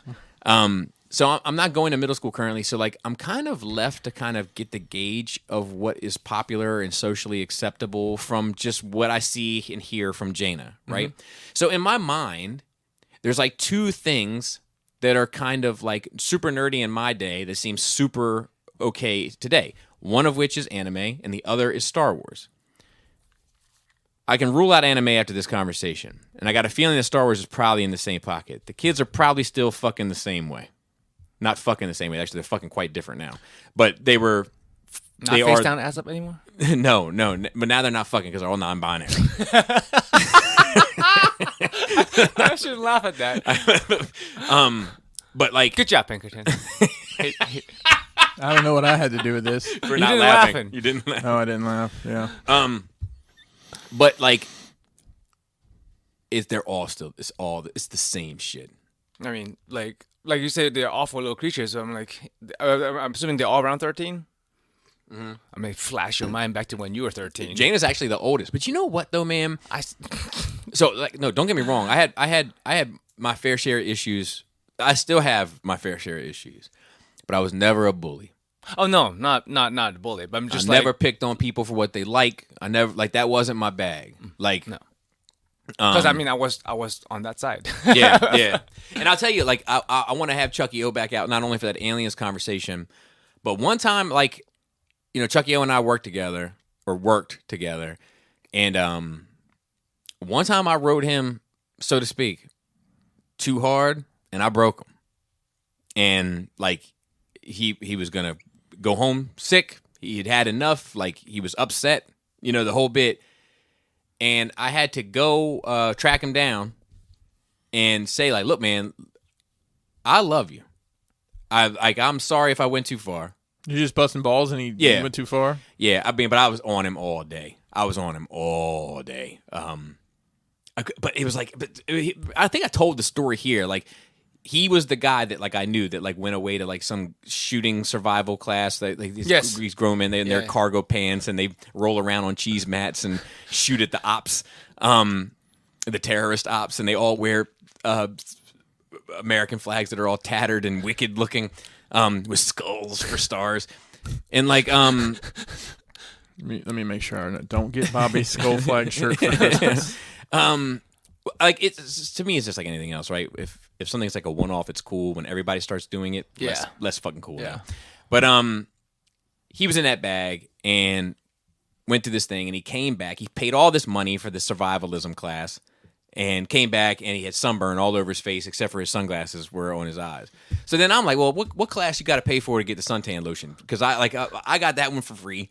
But I can pass it on to you. But if I can get money from telling you how to put sunscreen on your face when you're the fucking same color as Casper the Ghost, you know, let me know. You know, and I was just on him all day. Like, But there's an element to it. Like I had to tell somebody else recently, like who was catching a few jokes, and I was like, "Look, man, what you have to worry about in my work environment is when the jokes stop. When nobody's joking on you, Too serious. now nobody likes you. Now you're a problem. Now people don't trust you. They don't like that's, and I'm familiar with that. So." In that sense, I was on it, but like if I saw a kid that was like a frail kid or a socially ostracized kid, like it didn't have any friends, like I would never like that was not my bag. As a matter of fact, I would stand up for a lot of those kids, because there's no stripes in that. There's no like you beat some kid's ass that's like he's got asthma and he's fucking what I mean like you don't get any credit for like the asthmatic kid. You're an asshole. Yeah, like he can't even do the sit and reach during gym. So like I don't know, I would never go, but it was disheartening because in some ways like I feel like, oh man, these kids today, there's so much, they're so and I joke and shit about like the stuff, but like they're so accepting, they're so like of all these different lifestyles and all this, but it's like you can and not to get back in that pocket, but you can do all of this stuff in regards to a hashtag, whatever that hashtag may be. You can be this, you can be that, you can be this, you can be that, but don't like anime. Do you know what I mean? Like, do you think it's because of the? I don't. I'd probably like to know a little bit more about why that is, and it. Do you think it's because people just think people who like anime are just nerds, just super nerds? Yeah, nerds still exist. Just because like a lot of nerd shit is in pop culture now doesn't mean like as a kid it's still not nerd shit. Like, those kids will always find a fucking thing to pick on you about, first of all. And always be fucking ganging up. There'll always be cliques and bullies. Like, whether they're following certain hashtags or not doesn't change kids' core being of being fucking not adult yet. Yeah. And don't know how to act right. Yeah. But I mean, like, when in regard to that, we're like these kids, like, and I'm applauding it. I kind of like tongue-in-cheek, wink and a nod joke about it. Mm-hmm. But at my core, I applaud it, right? Like, this person can be a pansexual, which I didn't even know what it was until I saw Deadpool, right? Mm. And these kids, these 12-year-old kids are like, that's fine. We should accept them. Where, like, I can tell you in my day, it wouldn't have been fine. And we would have been wrong for that. Yep. I mean, but in your day, you would have picked on the kid for anime and their choices. But now it's okay for your choices, except if you watch anime. Yeah, and I don't even know a million other things, I'm sure. Yeah, and I think that, like, even then, like, I mean, I think it depends on the person largely. Because, like, I liked comic books. I drew comic books. I read comic books. I like Star Wars. Like, but I was never picked on for it. Did you have friends that liked that same stuff at school? Just Adam. Okay. I think that's a lot of it. If you and there's kids at her school that watch anime. I guarantee it. It's there are, but there is a stigma attached to it, right? But if there's a group, so that's what I'm saying. So I'll tell you, where she sits next to this girl, and the woman's cafeteria lady is walking by and everybody's getting assigned seats because of COVID, and she's like, okay, and your name? And Jaina like looks at her, looks at the clipboard, looks at the pencil, looks at her tone, looks at, you know what I mean? And it's just like, what are you doing? And she's like, I'm locking in your assigned seat. And Jaina was like, can I sit over there? And she was like, sure. And Jaina got up and changed her seat. From the girl who she sits, and I had to applaud her for that. Is that the girl who likes her when she's dressed nice? Yeah. Good. Time to move on. Yeah, and I had to applaud her for that. And she's like, and she's not carrying it like I hate her. She's just like, I'm going to spend time with people that want to spend a little bit more time with me. Like, time to move on. Yeah. So I had to applaud her for that. I love to see it. Right on. I mean, like, I feel like... And then I'm like, nerd! And then I'm just kidding. I yell that I call Kelly a nerd every time she's wearing her glasses. I think or watching there's anime. just like general consensus. I don't know how it's come up with that, like, a group of quote-unquote cool kids decides what's cool and what's not. Even though it's like a hypocritical thing. Like, For sure. you know a lot of the cool kids, quote unquote cool kids who picked on kids who like comic books, go home to read comic books, right? Yeah. It's the same fucking thing. Yeah. I mean, I can tell that this girl wants to not have to abandon anime. She just knows that if she doesn't abandon anime, she won't be in the cool kid club. I could tell. No, it's the KKK. CCC, I'm sorry. Yeah. That's a whole different club. Yep. That's a different club. They probably don't like anime either, if we're being honest. I just can't imagine. I can't imagine either. Hey man, did you see that new Naruto episode? Naruto. Hold on, they're lighting a fire. Whenever anyone impersonates the Klan, they never live north of the Mason-Dixon. They shouldn't. They shouldn't. I mean, we live south of the Mason-Dixon. Yes. And yeah, you know what's in this state as well as I do. So that's it. Unless I feel like there's a couple other things, but they're not popping to mind. So, Chris, Where to unleash begin? the hounds. So I have 2 weeks worth because it's been 2 weeks, and I had an eventful 2 weeks. Wife and I took a trip to Annapolis Nice. for an anniversary getaway. Nice. I did not realize that Navy was playing Marshall in football that weekend. But now I know why those hotel rooms were so expensive. But they didn't adjust the points. So for like 40,000 points, I was able to get us a really nice room at the Crown Plaza there. The really crowded Crown Plaza. It was not. Yeah, it was comfortable. I never felt uncomfortable with it. We went downtown to Annapolis to. What was your anniversary? Yep, it was. Honky honk honk there. So we go to eat dinner. What'd you call me, by the way? What? Honky honk honk. Call me a honky honky honk. You can't say that. It's his word. I That's a can't, I super- can't say You that. can't say that. I'm Honky Kong. What's up, honky honk? Dude, honky. If you don't name this episode Honky Kong, I don't know if I don't know if you can. okay, that'll just be that'll be something we say. So we go to there's a really huge I say huge. It's probably the size of the Columbia Mall there in Annapolis. And I mean, Columbia's big. yeah, it's about that size. It's a big mall, and we wandered around there for a while. I had something happen that didn't happen to me. I observed something. In a retail environment, if it's crowded, if you need to get by somebody, would you gently, if you need to get there, would you gently touch them on the, excuse me, ma'am, let me, No. What? But you've seen that happen Yes. plenty. Yeah. I saw a woman apologize to a man for doing I that. love the sound of it already. For doing that. She says, "Sir, I need to apologize." And he's like, "For what?" Because it was two younger guys. They're probably in their early 20s, and this woman I'd say was probably my age. Teeth were super long. And she says, "I'm sorry for touching you." He's like, when I said excuse me, I touched your shoulder, and I shouldn't have done that, and I'm sorry." I mean, And he's it's like, nothing wrong to. Okay, I mean, but I just. What if he was know. like? What if he was like? I'm sorry, it was just my shoulder. That's right. I think that would have gone another way. I don't like it. I tell you what, if a stranger touched me, I do get in my feels. Yeah, I don't get in my feels. Yeah, but you're sleeveless all the time, so they're touching your That's flesh. also fair. Well, I mean, they just shouldn't. That's fucking- also fair. I just don't. So like if a coworker needs, what about a coworker? A coworker's fine. They 'cause need to slide. we're Hey, just let me reason. let me slide by you real quick. 'cause And I we know- already have a rapport. Like, Right. Like if I first day on a job, I doubt a fucking person is slipping by me crotch or ass first. You know what I mean? right. But after a while, you're coworker. So but it's not a stranger in the mall. A stranger in the mall shouldn't fucking touch me on the shoulder. Yeah, Or anywhere. No, I So maybe I it's can understand that. Maybe it's a me but it thing. was just the fact that she apologized. I think we were in like an FYE or a store like that. And, That still I don't exists. get. I don't Yeah. get worked up Did you about pick up this stuff shit. for Bobby there? Is that why you were there? no. I don't like people getting behind me. You know what I mean? Like, so to speak. Like I do. Yeah, no, I know. But like, if people that are linger behind you, like it makes me super uncomfortable. But Yeah. like, Looking over your shoulder, especially. well, they look over my shoulder, then I'm like, hey, what are you doing, man? Can you wait? Yeah, I'll send you a link. But So here's another observation I had from that weekend, and I haven't even gotten to the bulk of the weekend yet. But is gender equality ruining manners, or are manners different than you what can't say yes, ma'am. Yes, you can't? And like, I mean, do I hold the door for people? I mean, that's just like, are you going to be offended if I hold the door? Oh, I don't. dude. There's this Do you care, episode of though? Curb Your Enthusiasm that addresses that. boy. So Larry is holding the door open, right? He notices a lady is coming. Takes a further examination, and I don't know how to say this in a PC way, but it's the show. I'm just telling you what's on the show. It is a lesbian that is headed towards him, and the lesbian is having many traditional masculine qualities about her. And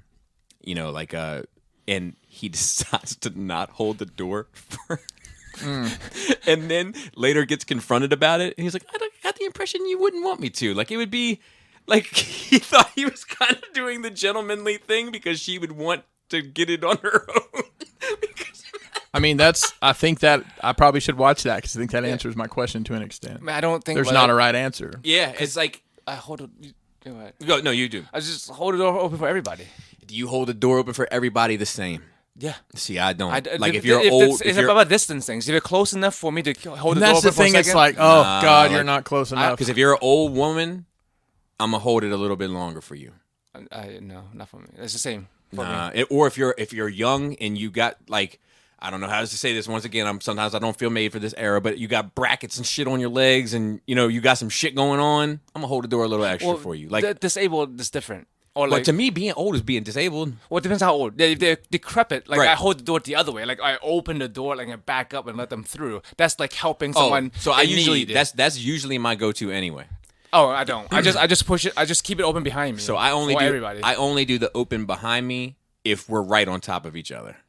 Then I'll do the open. And you just carry on the tradition of holding this door. Yeah, I mean, But if I'm holding the door for somebody, I usually will step back. I don't hold the door like that. If they're not, Well, if you have to wait, I'll be honest I'm with you, not holding the door for you. So if I have to wait, I'm usually only waiting for sick people or Exactly. women. Yeah, same. So not women, but sick, See, sick I or do- old, I'm being infirmed, honest. infirmed. Usually older women, but like, They make better lovers. yeah, that's a fact. There's a country That's song. a fact. But like, I will. Of course it is. Of course it is. Because it's just like it is like. I mean, and maybe my manners are sexist. I mean, they are. You brought up by your dad. They are. Well, I mean, I guess Yeah, but it is. not in the way you would think they'd be. So we do the shopping mall thing, and then we go downtown, and we go to Good job. yeah downtown. We go to downtown, and there was a restaurant we had in mind, and we weren't able to get in. It was just too crowded. So we asked, we parked, and we asked the attendant, like, "Hey, are you from here?" He's like, "Yeah, I'm born and raised. Where do we need to go for dinner?" And he said it was some Irish place. There was, forgive me here, there was 2 something restaurants down there. And he's like, "Yeah, it's this one." And my man pulls up his shorts, almost to like where his underwear line would be. It's like, it's this place. And my man had a tattoo of this. He's like, "Yeah, I worked there for 20 years. Wow. Go in there and ask for so-and-so, and they'll be in the back." So we go to this place, and like, "Hey, how many get a table?" "Well, it's an hour and a half." I'm like, Jesus. Yeah. Okay, well, the dude at the parking lot told us to talk to so-and-so at the oyster bar, or the raw bar. She goes back. She's like, kind of had this look on her face like, this shit again? And she goes and comes back. "Yeah, it's still there." So we end up going to this place called the Iron Rooster, which we were going to try to go eat breakfast at the they next have, like, morning. waffles and fried chicken. They do all sorts of the whole kit and caboodle. We were going to try to eat breakfast here the next morning. This was on Friday night. They didn't have any reservations until Tuesday morning.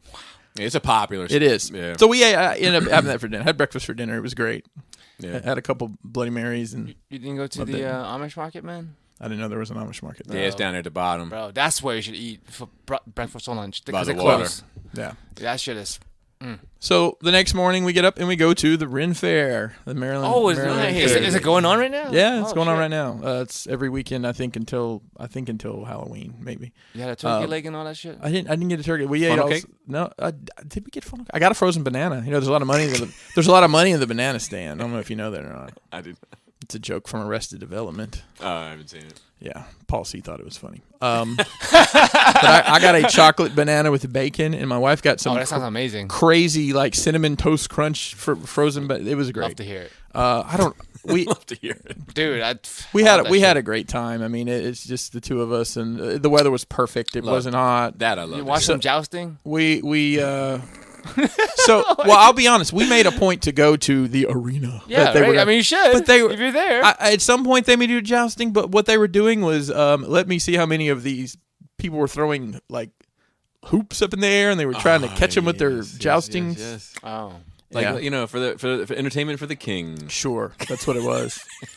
There was some Any people, mead? Did you drink any mead? I didn't have any mead. I did not. And we ate what else? We had some ribbon fries and a Scottish. You ever had a Scottish egg? It's like a deep fat fried hard boiled egg. No. Sounds amazing. It's great. It was great.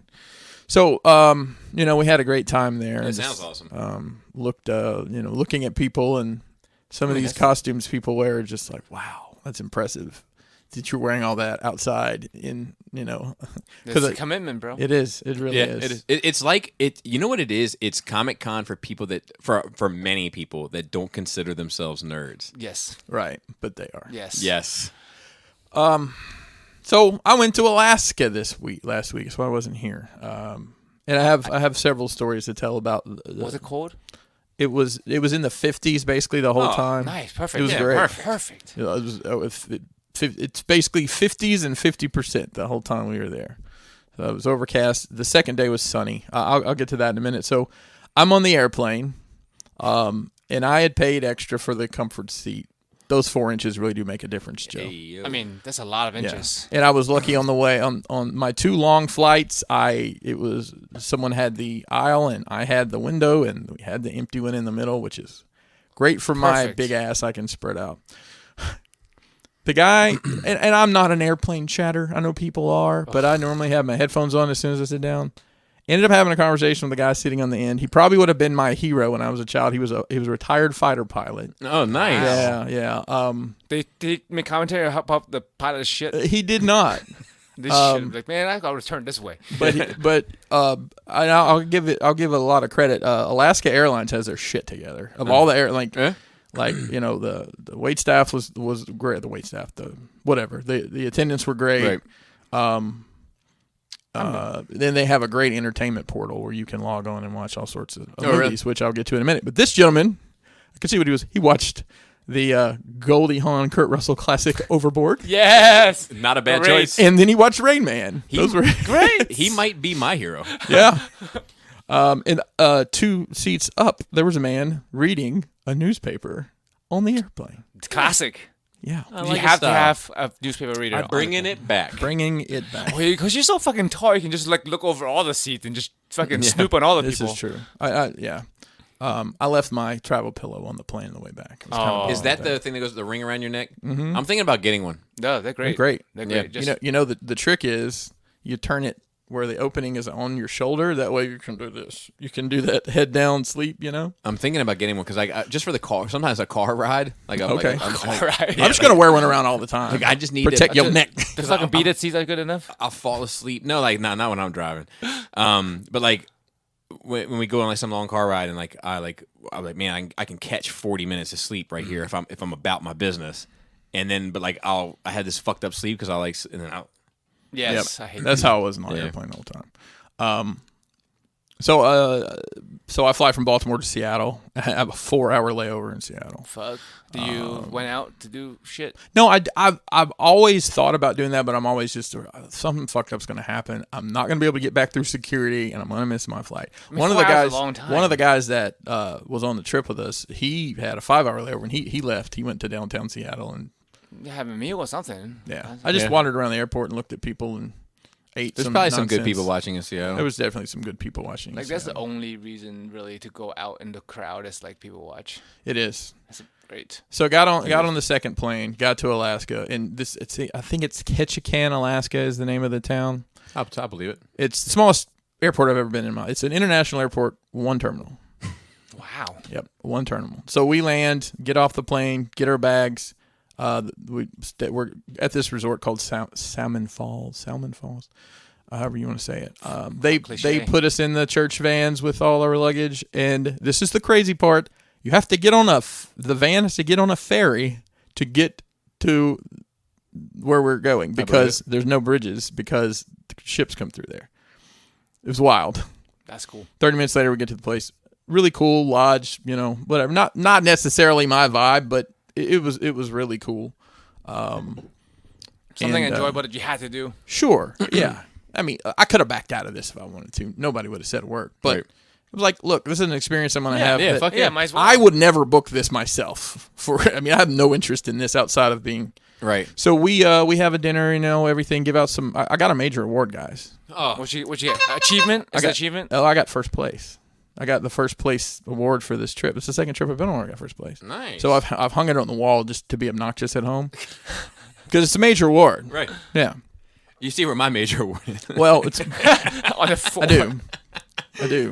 You can come hanging up at my house if you want. We have a whole section of it, the major award section. So we have that little ceremony, and then it's an open bar. We literally can, everything but like the very top shelf liquor. Because I asked, let me get some of that Irish whiskey. They're like, it's not on the list. Let's just do Jameson. Right. It was fun. They had a little campfire thing going. Nice. There's literally, I can show you guys. Right, They have a salmon fire pit. not quite. There is. Let me find it. I would like it. I mean, that's an Oscar thing to do. Yeah. So this is the waterfall that's right behind where we are. That's And beautiful. I don't know if you that can quality see of the it, video. but there's salmon. There's salmon that'll jump up in there. You didn't go chasing them, did you? No, I don't chase waterfalls. I just You stick gotta- to the rivers and lakes that I'm used to. good. Love it. But at one point in time, you can see where the water line is. That shit was all the way up. I saw a bear right there. Like, Oh, shit. come Like down. Catching salmon? Just come hanging, down and- hanging out?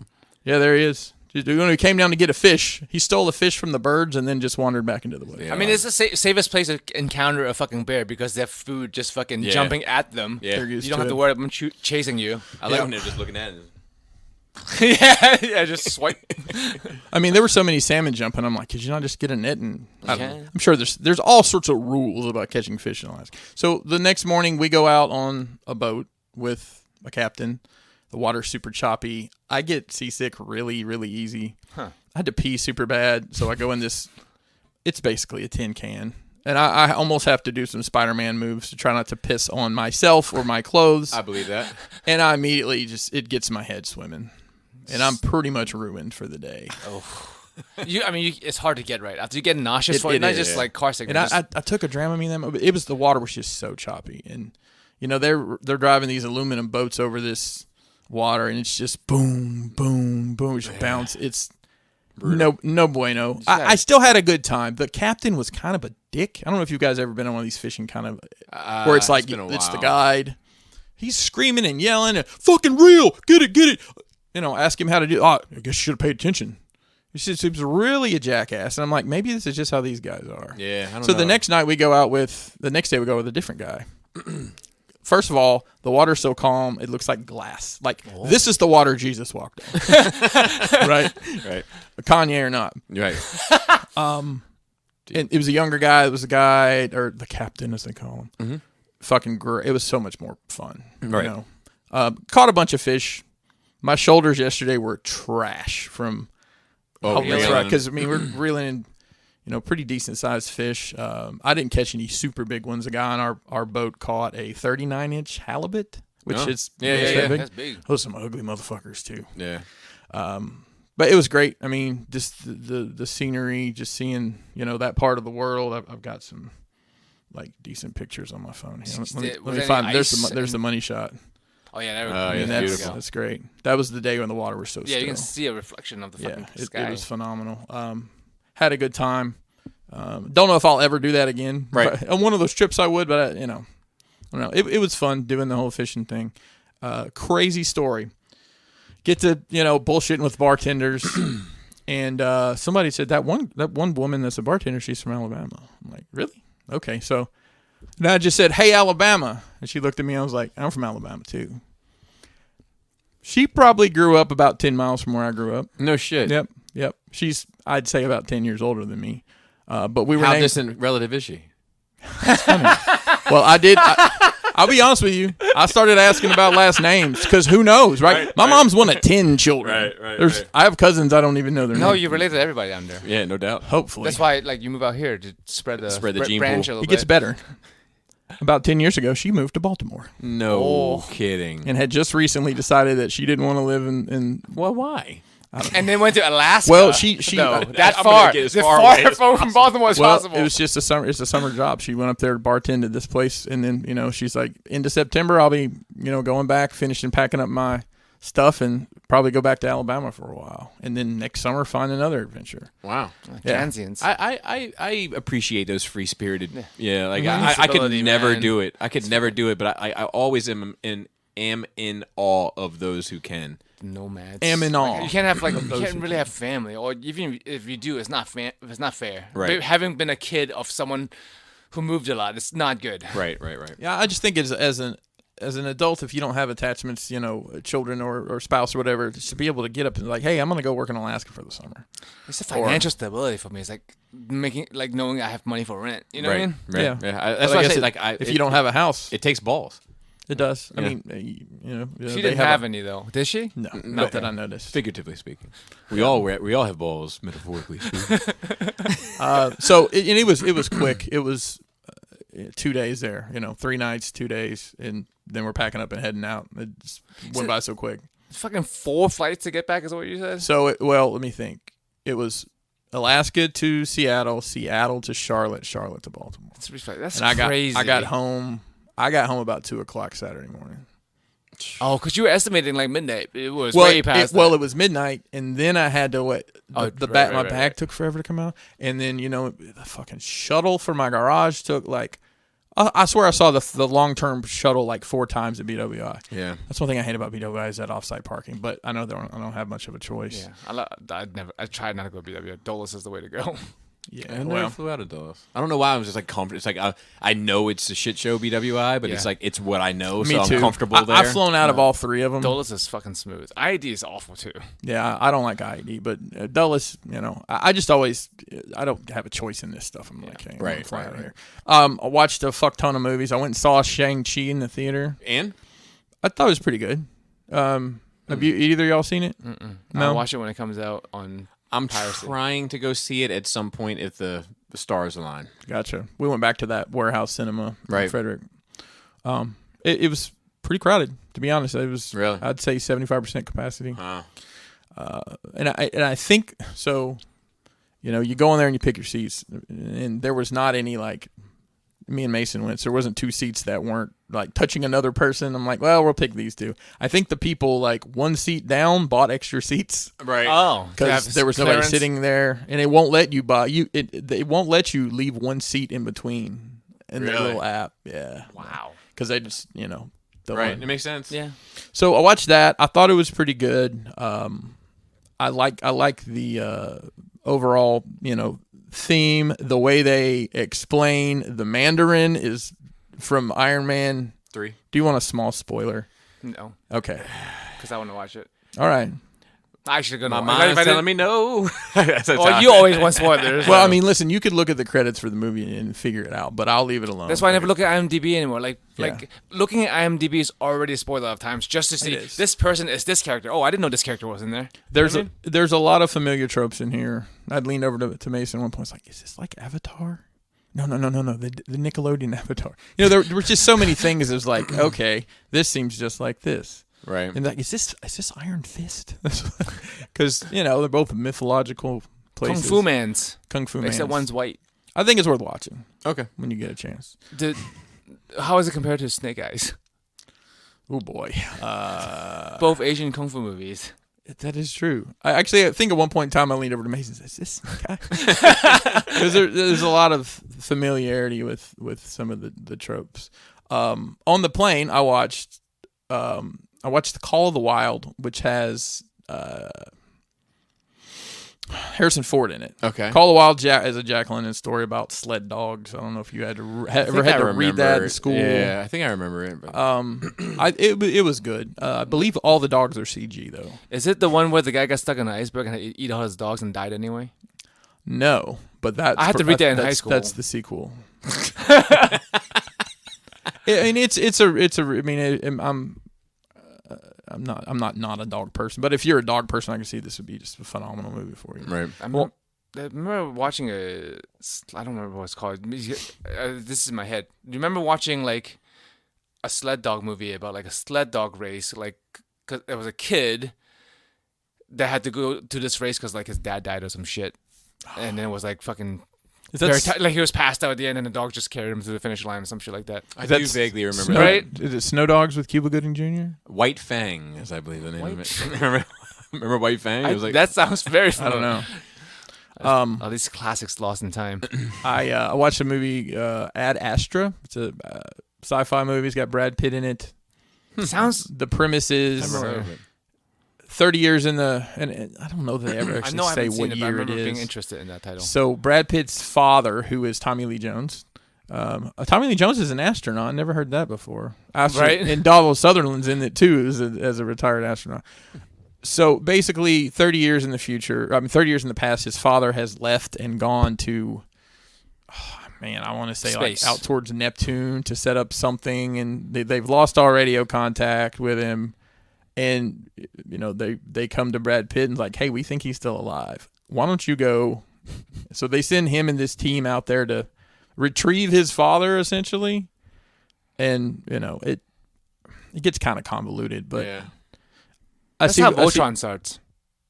Is it? The new Voltron? Oh, okay. Well, maybe that was their inspiration. There's a movie called The Accountant. It's got Brad Pitt in it. Nope, it does not have Brad Pitt in it. It's got Ben Affleck in it. Yes. Yeah. And I know Anna of it. Kendrick. Have you either one of you seen it? Yes. Okay, so when I switch over to watch wrestling on Wednesdays, TNT is always playing a movie beforehand. Okay. And it seems like quite often it's The Accountant that comes on at 5 o'clock or whatever. Uh-huh. So I've always just seen the very end of it, which is the painting where he gives her the painting. Okay. And drives away. And I had seen after wrestling one night, like the first 15 minutes, I was like, I've got to watch this at some point just because I know what I know about it. I really fucking enjoyed that movie. I would think that you would. It is it almost to the point where I think that could have been a John Wick-ish sort of I would agree. Story. And I'm going to say this, and I'm going to try to frame this as gently as possible.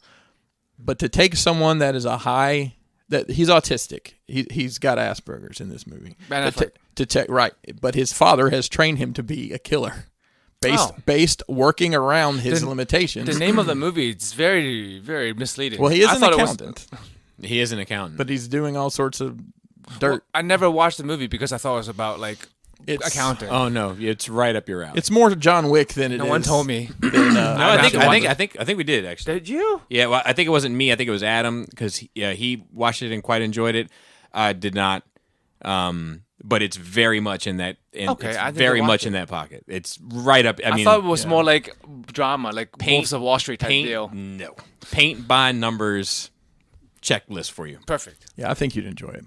It comes on TNT like every other Wednesday. I don't have TNT. And I'm sure it's streaming somewhere. The last movie that I watched it's Guy Ritchie's newest movie.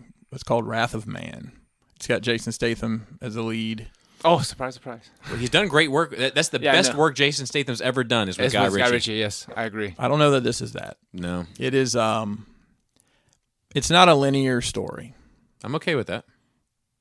I mean, a lot of Guy I think Ritchie it would have movies been aren't linear. Well, right? it's like 3 months ago, 5 months ago, 3 months ago, 5 months ago, present So day. hard. So you gotta. You really stay gotta focused. you gotta buckle in. And Stay on I target. think this one maybe would have been better told as a linear story. Okay.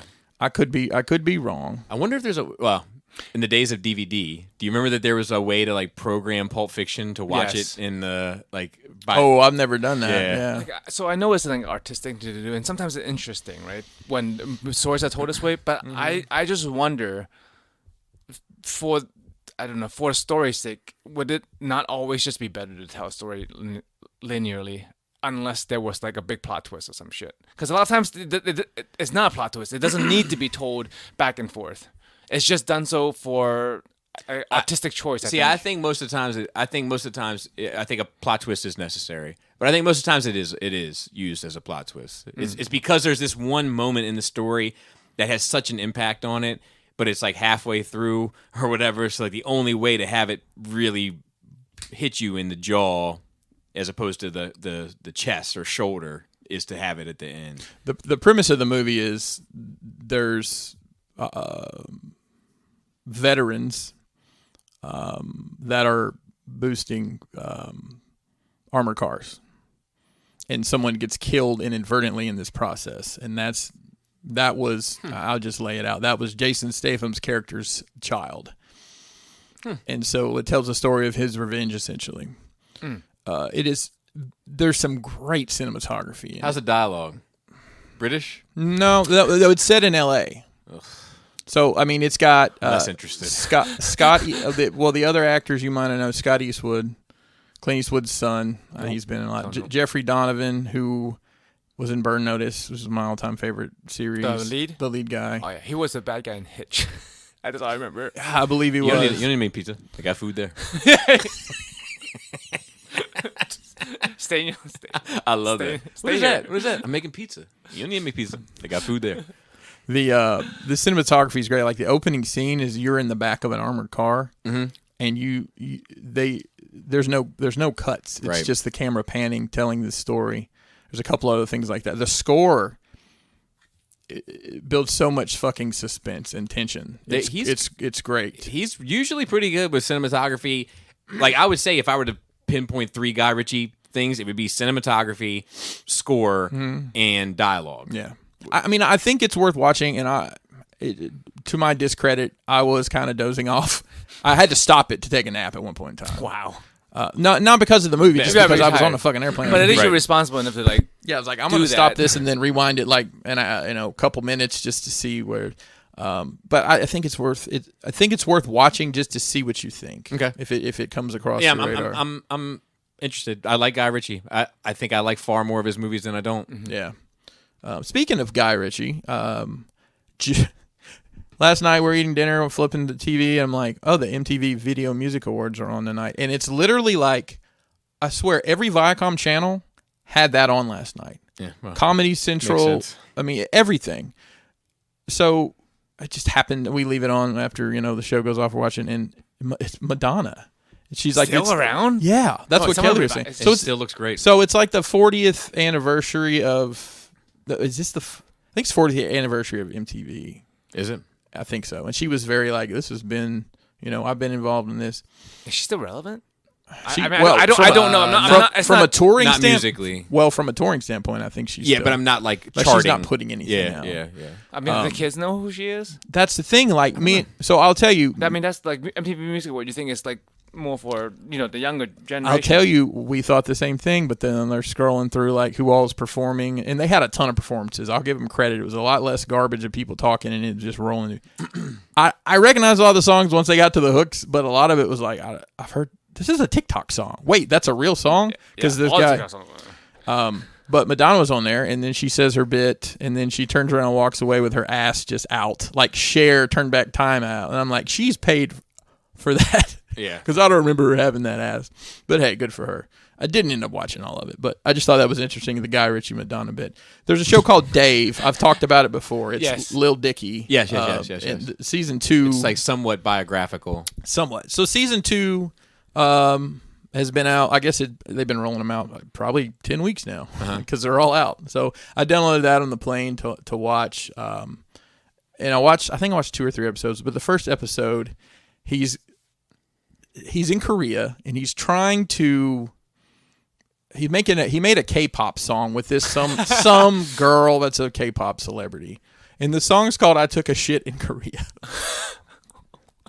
Yeah, and I'm guessing that many have. it all goes awry. So there's There's a very select portion of the population that's like, I relate to that. they've taken this young man as an intern who speaks Korean. His family's Korean, but he's from LA. To come with him to help him translate, and he knows enough Korean to get him by. And he's got Lil Dicky's. Basically, he carries his backpack for him, and he's got his laptop in his backpack with this project he's been working on. All his songs, he had to show them or anything. Dude ends up getting arrested because he was. I don't know the ins and outs. Apparently, if you're born in Korea, you have to serve in the military. Yes. Is that correct? Well, since he was born there, but they basically were going to make him do his 2 years or whatever.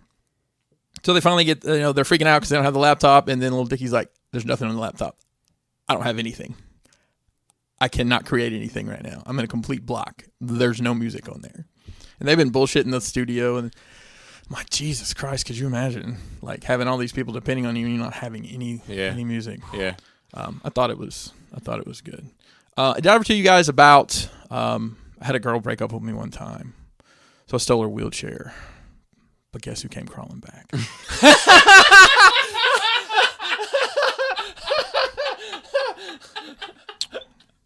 Didn't really happen, guys. Didn't really happen. But definitely worth it for the joke. I don't know if I mentioned this last time, but I beat the Spider-Man PS4 game. You did not mention that. Yeah, I didn't 100% it. I'm not really interested in doing that, but I beat the story and went back and I did some of the missions, but I'm like I just get bored out of it. Yeah. So I deny myself plot advancement until I get a certain amount of the extra shit done. Oh well, I just plow through it. That's the Catholic in me. So there's the Miles Morales game that came out day and date release with the PS5. Yes. Mason had it for the PS4, but I put it in, upload it, and my first time I had to delete stuff because I'm out of space already. There's a lot of games on there. I mean, the kids had downloaded some old silly games. That shit drives me nuts. So I deleted some stuff off of there. We got this Assassin's Creed Valhalla game, and I just could not get into it. Like I didn't like the gameplay. It just didn't pop off for me. Yeah. So I loaded the Miles game, and then I loaded the PS5 upgrade for free, and like it looks so good. It looks so good, and like you can fast travel in these games on the subway or whatever. Right. It's like Mason's like, let me see how fast it was. It's almost like they load a little screen of him like looking at his phone or whatever, and then it's like 15 seconds maybe. Mason's like, it takes like a minute and a half on my PS5 to do fast travel. I thought that was pretty funny, but I beat that game this weekend. It's super short. Oh, okay. It's like notoriously short. Oh, okay. But I've gone back. Was short. Very different from the Notorious Big. Yes. Notoriously. Can you imagine if you had a fucking sidekick, like a little guy? God. Wrestling. Awesome time for You're wrestling. wearing a wrestling shirt right I'm wearing now. a wrestling shirt right now. The AEW had their all-out pay-per-view on, I think, the 5th, the day before Labor Day. And that might be one of the best wrestling shows ever put on, ever. It was phenomenal, top to bottom. I haven't even really heard anybody complaining too much about it, but it's the way they booked it, the surprises they had loaded in, people that have come to that promotion. Yeah. I mean, anybody gonna in place to start like rivaling WWE at any point? You know what they're doing? They beat WWE on the key demographic is 18 to 34 or whatever. Like that's the demo that everybody wants to have the views from, right? I guess those are the people who spend the most money on things. And time. They had a higher percentage of that than WWE did recently. Wow. But I mean, that's a big argument online. I don't care. I'm just glad. Rising tide raises all ships or whatever. Right. But that's what I'm saying. Like if they become able to rival them, that makes WWE have to fucking do something about it. Right, and I think it has already. And I think I had one more thing. Oh, so the Four Horsemen did their Cosmic Legions reveal this weekend. Looks good. The dioramas that I made for that got shown off. I didn't realize they were actually going to have them. There was PowerCon this weekend, which is the Masters of the Universe convention out west. These were just made of set pieces. Like I didn't finish the ends or anything. Right. But I have them on display with just plain. Well, no, this is MDF, so it's just brown MDF. I mean, at least it looks better than pink, like foam would look like. And you're looking at it completely different than what the average citizen. I know I am. Yeah, but still. So that was put cool. your civilian lenses on. Yes. I mean, if I saw a display and had pink foam edges, I would judge it. Yeah, but you're also in a different pocket. I guess. I think it would stand the fuck out. If you just wiped a pink. booger on your T-shirt, you don't give a fuck about the foam that's sticking out of the side. Right. Well, it's like MDF board looks. You put the T-shirt like underneath the mask. Right. But the line got great responses, and from everything I've been told, the diorama stuff is definitely a big hit as well. I've had people that were there told me that, and some of the people who work for them told me that. So looks like maybe in the future we'll be able to mass produce some of those. Nice. Love to hear it. Yep. I mean, like you're selling each other essentially. Like sure. A good diorama will help sell figures because it makes them look better, and then certain figures makes you want a diorama. It's like, this shit looks great on here. How do you get one of these? Exactly. I'm going to move into questions, and we'll do notes next week because we have actually a significant amount of notes, and you got to roll. Yeah. Is it that long already? Oh, geez. Yep. Holy shit. So, Sony TM Reviews. He said, "Sup nerd crew, longtime listener, first time caller. Let me start by saying I look forward to the show every week, and even though I'm not in the room, it feels like I'm part of the group hanging out and bullshitting, and that is unique. Congratulations on making it on the top 100 podcast chart, and I hope you guys continue to move up." Hey, you know what? You might not know this. We say this, but you are here because you're part of the cool table. Yeah, that's the rules. I was recently reading a magazine article about the new show What If. The article was talking about Tony Stark and some of the technology he uses. The article specifically went into his anti-gravity tech, and I just couldn't put the article down. Badoom. With the dad joke out of the way, I was curious what you guys thought about the format of What If being bounded to a single episode for story and character. I think. Do you think there's space for more of this type of show? I think it's good for what this is. I don't know if I need a whole I think this is the right tool for the right job. Yes. Yeah, I agree. Yes. He has some quick questions. You have to pick one. This is the opposite. You have to pick one to eliminate forever. Okay. Chick-fil-A or McDonald's? Chick-fil-A. McDonald's. Forever? I haven't eaten at McDonald's in over a decade, I think. Yeah. I think That's hard. I think I might have nostalgia. I'm feels probably for gonna. That's fair. McDonald's. I'm probably gonna say Chick-fil-A just because McDonald's has a more diverse menu, Yeah, the apple pies, bro, and their chicken sandwich is Fish- pretty fucking good. and the fish fillet sandwich. Starbucks or McFlurry? Dunkin' Donuts? Starbucks. Starbucks. Probably Dunkin'. Wow. Yeah. I didn't know you were a Starbucks guy. I like them both. Yeah, but if I I have mean, to me pick too. one forever, I'm probably gonna pick Starbucks. Dunkin's also have more variety. Yeah. They have like the breakfast sandwiches, croissant sandwiches, then Right. the drinks and all the donuts. And those dry ass donuts. Depends on when you go, bro. Depends on when you go. I Depends guess. on when you go. Oh. They I like their donuts. They Don't ain't no get me wrong. fracture prune. I fucking love that shit. Walmart or Target? Walmart. I don't know. Doesn't matter. They're the Man. same thing to me. I'm probably gonna get rid of Target. I can't buy tires at Target. I'm getting rid of Walmart just because of the implications of what Walmart does to economies. Like, not No, it's necessarily true. because of the... You're right. Mr. Big Picture. I'll go with that. Lowe's or Home Depot? Lowe's, because go to Home Depot by default. I have nothing against Lowe's. Lowe's for this... I mean, just because it's Walmart. Probably. Is it? Yeah. Lowe's is the Sam's Club, Lowe's, Walmart. Okay.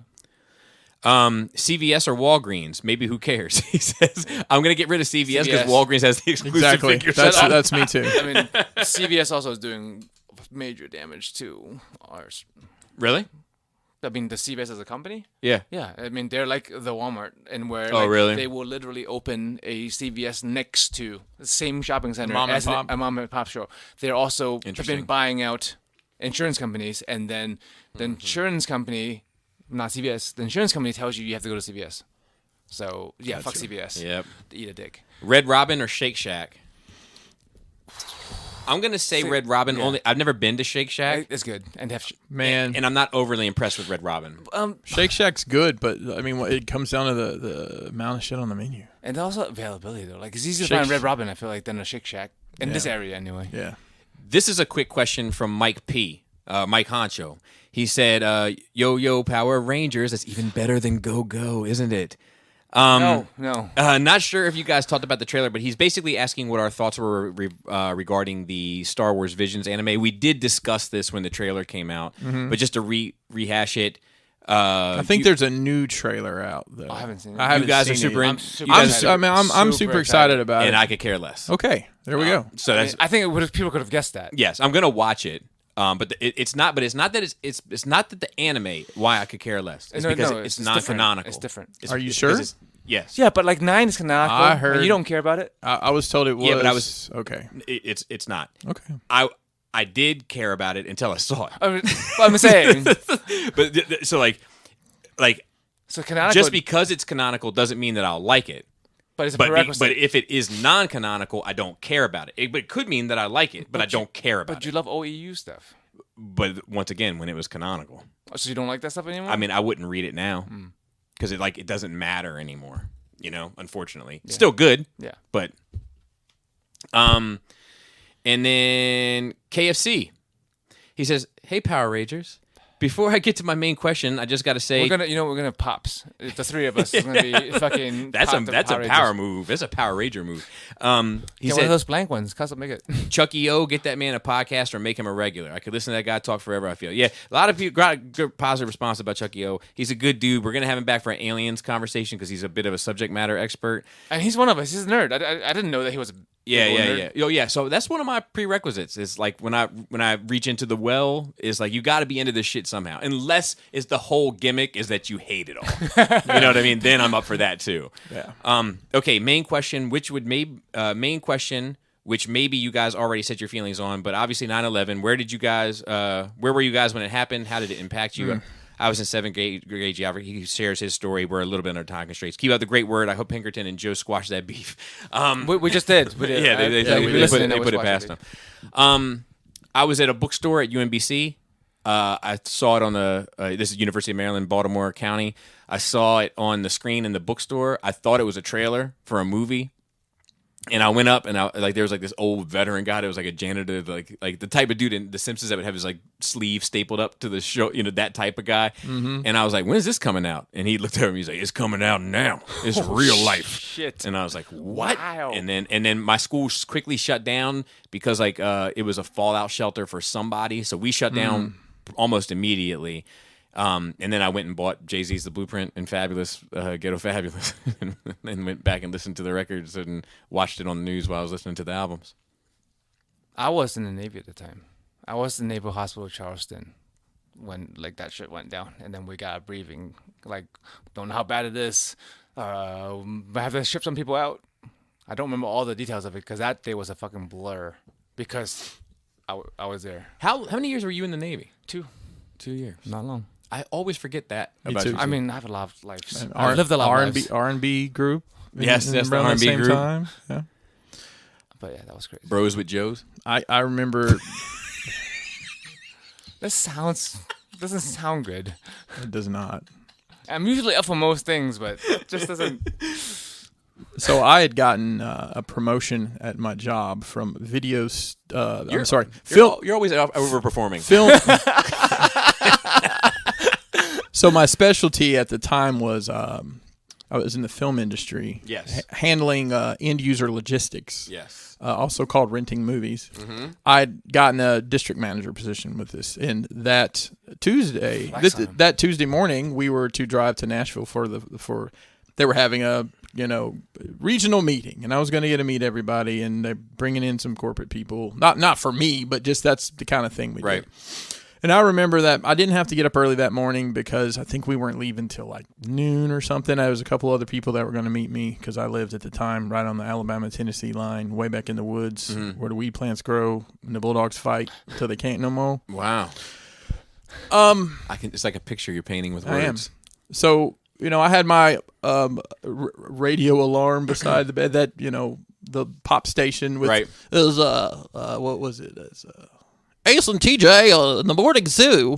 Well, Ace and TJ, I could tell by the tone something was wrong. They were just very like somber.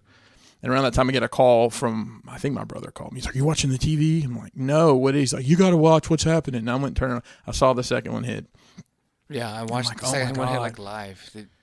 It was, yeah. And then was the crazy we part. ended up going, they didn't cancel the meeting. We went, and I remember there was a guy he was supposed to fly in from Texas that drove from Texas, which at the time in my mind was like, oh my God, it's so far. We didn't do anything in that meeting but sit around and watch the news. It was like, why didn't you just call this meeting off? Yeah. That's all anybody did, I assumed. For geography-wise, I was obviously much more disconnected from it than, it happened an hour from where you were. Yeah. Yeah, it was like I remember I went up to Adams that night. It was a busy day for me, but I went up to Adams that night. One of the things that like we kept remarking on was like how clear the sky was like that night because like no planes had been like there was no streaks in the sky which is just something that you notice in this area being around so many airports. And then we went to Denny's. Him, me, and this guy Jeff. They were open. That was a lot of things. I know there were a lot of things that just fucking shut the fuck down that day. Him, Jeff, and myself. And Jeff's super smart dude too. And like they were all talking about it. And like they ended up. Jeff, I think, ended up getting into like a bit of a debate with this group of guys that were at the Denny's. Oh. And but nothing got crazy. Right, but right, I mean, but like, it's just it was kind of a good sign of like where things were going to be going over the next couple months, conversation wise. Yeah. But yeah, I mean, fucked up, man. Like that. There's that one documentary like that everybody's seen where like it's the only video footage of the first plane hitting because it was a guy it was two French guys that were doing a documentary on this fire company in Manhattan, and they happened to be filming them outside, and you see the plane go over and hit the building. That's crazy that they was caught. Yeah, in with a firehouse and like like all the like the serendipitous nature to it all. There's like this famous quote of like this like New York City captain I remember reading about that was like when the second plane hit, like he like looked back at like his crew and was like, "They're trying to kill us, boys. Let's go get it." And like as growing up in that, my dad being one. Was your dad in the fire service at that point? No, he had retired in '98. Okay, so he was out. But I mean, like that was a big. I mean, it's a big deal for like like if you grew up, it's like a military family. I would imagine like if you grew up in a fire department family, it's like you spend time at the firehouse. You spend time on the fucking equipment. Like it's like my kids have been in more fire trucks than probably most of my listeners because of their granddad. You know what I mean? Like it's just like that. You go and you're just part of it. And I was in one far more than my kids were, and you know what I mean. So like being involved in that culture, growing up in that culture, it was. I mean, the impact of it is still felt in many ways. So we got a question from. It's from Shay, who I believe is from the land down under. I believe you're right. We're charting down there. Speaking of which, we were talking about them in Sweden earlier. They actually said that like during COVID, Sweden was like a terrible place to live. But the flag was really cool, so that's a big plus. that dude, people don't get it because they don't, like if you know, you know. Anyway, I don't know why, but he's in my phone as Tori Amos. Don't know why. Is it a DL or something you're doing? I don't know why. You rename people. I was really excited at first and then really let down when I opened it. What would Tori Amos want with you? Yeah, I know. Who knows? Hi, Power Ranger crew. Love the show and look forward to it every week. Quick question: what toy you bought as an adult collector was as close as you've been to perfect? It doesn't have to be still a great toy, but the experience at the time has yet to be beaten. For me, it was Fans Toy Springer. Arguably, looking back, I've bought much better toys, but I guess the only one that hit nostalgia cues. Nostalgia's coming up a lot in this episode. Thanks again for all the laughs. I'd say MP10 for me. Like when I got that, obviously now it's dated, but it's like, wow, this is what in my mind Optimus Prime was supposed to look like. I'll tell you, like one of my most impactful, like holy shit moments is still like that Harley Joker set that's like super variant and like Play Arts Kai. Yeah, even though the Joker, like the chair broke on me. It was something about it where I was like, it was just different enough where I think I experienced a little bit of what you guys talk about, cool shit, but factor. Just grounded enough where it meant something to me. I can see that, and that's just off the top of my head. I'm sure I could go into a deep dive on stuff. That's interesting. That based on our earlier conversation, that's the one you picked. Yeah, bringing it full circle. For me, it was the first Saint Seiya figure. I got the first armor guys. The gold. And it's not even this generation. It was last generation. Like it was the way that line went is kind of like the Transformers. They made toys back in the day. They were cool, but they were not great. Right. Long fucking time. No one talks about it and then they came out with the line again and things you didn't think was possible as a kid. The way technology has moved. I'm like, there's no way you can get form-fitted armor that fucking comes off and then creates a fucking whole other object. Yeah. I mean, and I'll tell you, like, I know you bitch about their and bitch being a loose term, but you bitch about their structural stability. Yeah. But they still look amazing. Especially for figures that small. Even in a Maja case, it is something striking about it. Just the red stands, the gold armor, the very stuck in time pose that they're all like. It's a sharp looking set. Yeah, they do their job, not to be played with. You sound like Django Fett. They'll do their job. Hello all. Hopefully I made the questions in time. This is from Iman. You did. With all the Super 7 Ultimate announcements recently, are there any franchises you'd want to see get the Super 7 treatment? He says, mine are Adventure Time, Rocko's Modern Life, Samurai Jack, and Steven Universe. Wow. If the Purge was to happen, would you guys hide or participate? Oh, he's got a. I don't think I could hurt anyone, but I'd definitely help myself to free entry into Galaxy's Edge. Stay safe. Bring back Chucky O. I need that alien discussion in my life. We will get Chucky O back. I don't think I could participate in the Purge. It would fuck with me too much. As anybody could. With the Purge, I would much more be interested in protecting myself than I think that's what it yeah. comes down to. Yeah.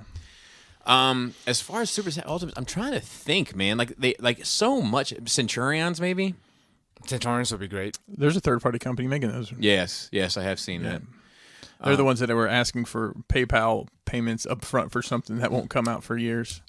So you know what? I think they could actually kill What? Dino Saucers. Oh, jeez. And I'll tell you why. Because there was a toy line of them. It was only like in South Africa or some shit. South Africa. And so like it has like a little cult following. Since the figures have never been made, I promise you they could get away with a few of them. Maybe 2 waves tops. Like how many figures you have to sell to make it worthwhile to make a line? That is a question. Yeah. And do you have that? I've been asking that question for years, Joe. And you know the There's scale, probably only 24 of you out there. the scale on their stuff. It's 7 inches. Period. Yeah. It's really Stuck. I'm gonna say the American Office. I would go with the British Office. I think if I had to pick. Oh, so you could get it done in one wave? Yeah, just one wave, right? Look, we got 15 minutes probably, but let's tackle a note or two. Knights of the Old Republic returns. Cool. Have you seen this? They're remaking it, right? They're remaking it On the PS5. PS5. Everybody's super excited about it. I'm not excited about it. But here's the thing: there's going to be a game that's going to come out that's going to make me get a PS5. Mm-hmm. This ain't it. Okay. Because I played this game and I beat this game, and I'm happy to play it again. You think it's going to be a screen for screen? I mean, there's a difference between remaking a game and then remastering a game. And I'm sure, but I know the story. Do you know what I mean? Like. Well, this is what I was talking about earlier with like Final Fantasy and Evangelion. It's like if it's done that way and where like it starts leading you down a path that's familiar and then diverge and do something, that would be a way to do it. But if it was nice, it was Knights of the Old Republic 3, oh yeah, I'd be hunting a PS5 right now. What if they're right now? Let me know when you're ready. I'll get you one. What? Oh, I want one. What if they're like saying we're remaking this so that we can get a 3? We're gonna do the whole thing. Then I'm in. If that was the case, I'd buy the game whether I bought the system or not, just to put money at the idea. Yeah. But I mean, I think it's cool. Don't get me wrong, but to me, it's not a console buying decision. For you. For me. I feel like for people it would be. Yeah, probably very much so. But it just... I figured you guys would want to talk about this, but Matrix 4 trailer... I didn't watch. I watched I want the trailer. to watch it, but I don't want to watch it. I watched the trailer and I watched a breakdown of the trailer. And how is it? I'm gonna watch it. I'm confused, to be honest. It looks more almost like a soft reboot to me than it does like a continuation of the story. It looks like they're like starting a whole new... Well, it makes sense with the lore. Yeah. Just like Fast and Furious. That's more of a story, but yes, I know what you Do mean. you remember Fast and Furious, the Matrix lore, bro? Probably. They might hold about the most of the same merit to me, honestly, but I think that it looks like a jump on point. I mean, I imagine they would make it so because it was 22 years ago when it was released. Yeah, you get Doogie Howser, right? yeah. And a guy that's not Morpheus but looks like Morpheus, and I don't know. Some of the speculation is like,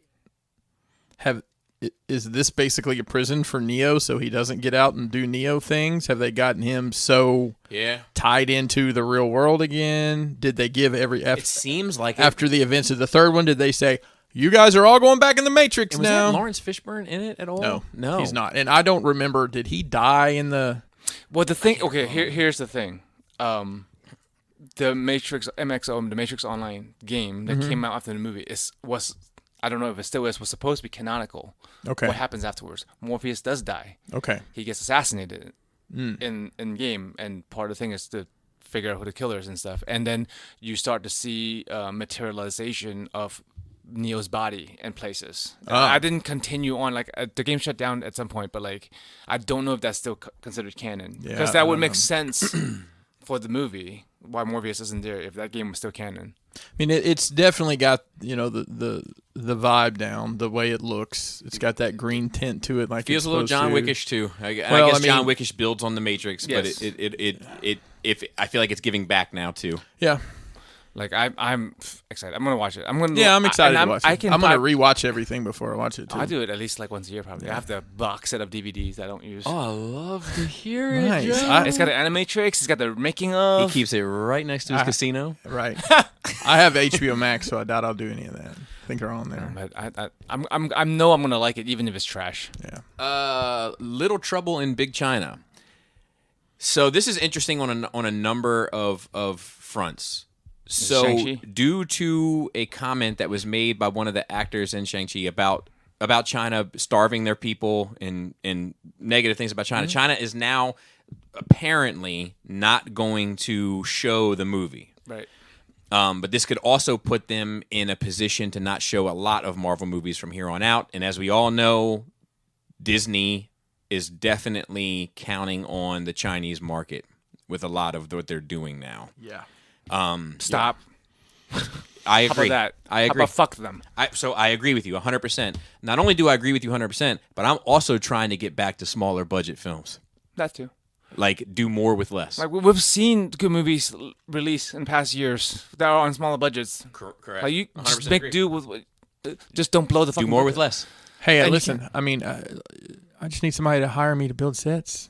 Yes, yeah. I mean, that's it. how big is the budget for some of these Marvel TV shows? They Right. look fucking great. And it doesn't matter. Like, at a certain point, like, it doesn't matter what your film would make in a market if we're going to choose not upsetting a group of people that are treating some of their citizens like complete dog shit over that. Like, Yeah, it's like just, have it's some just fucking integrity, bro. correct.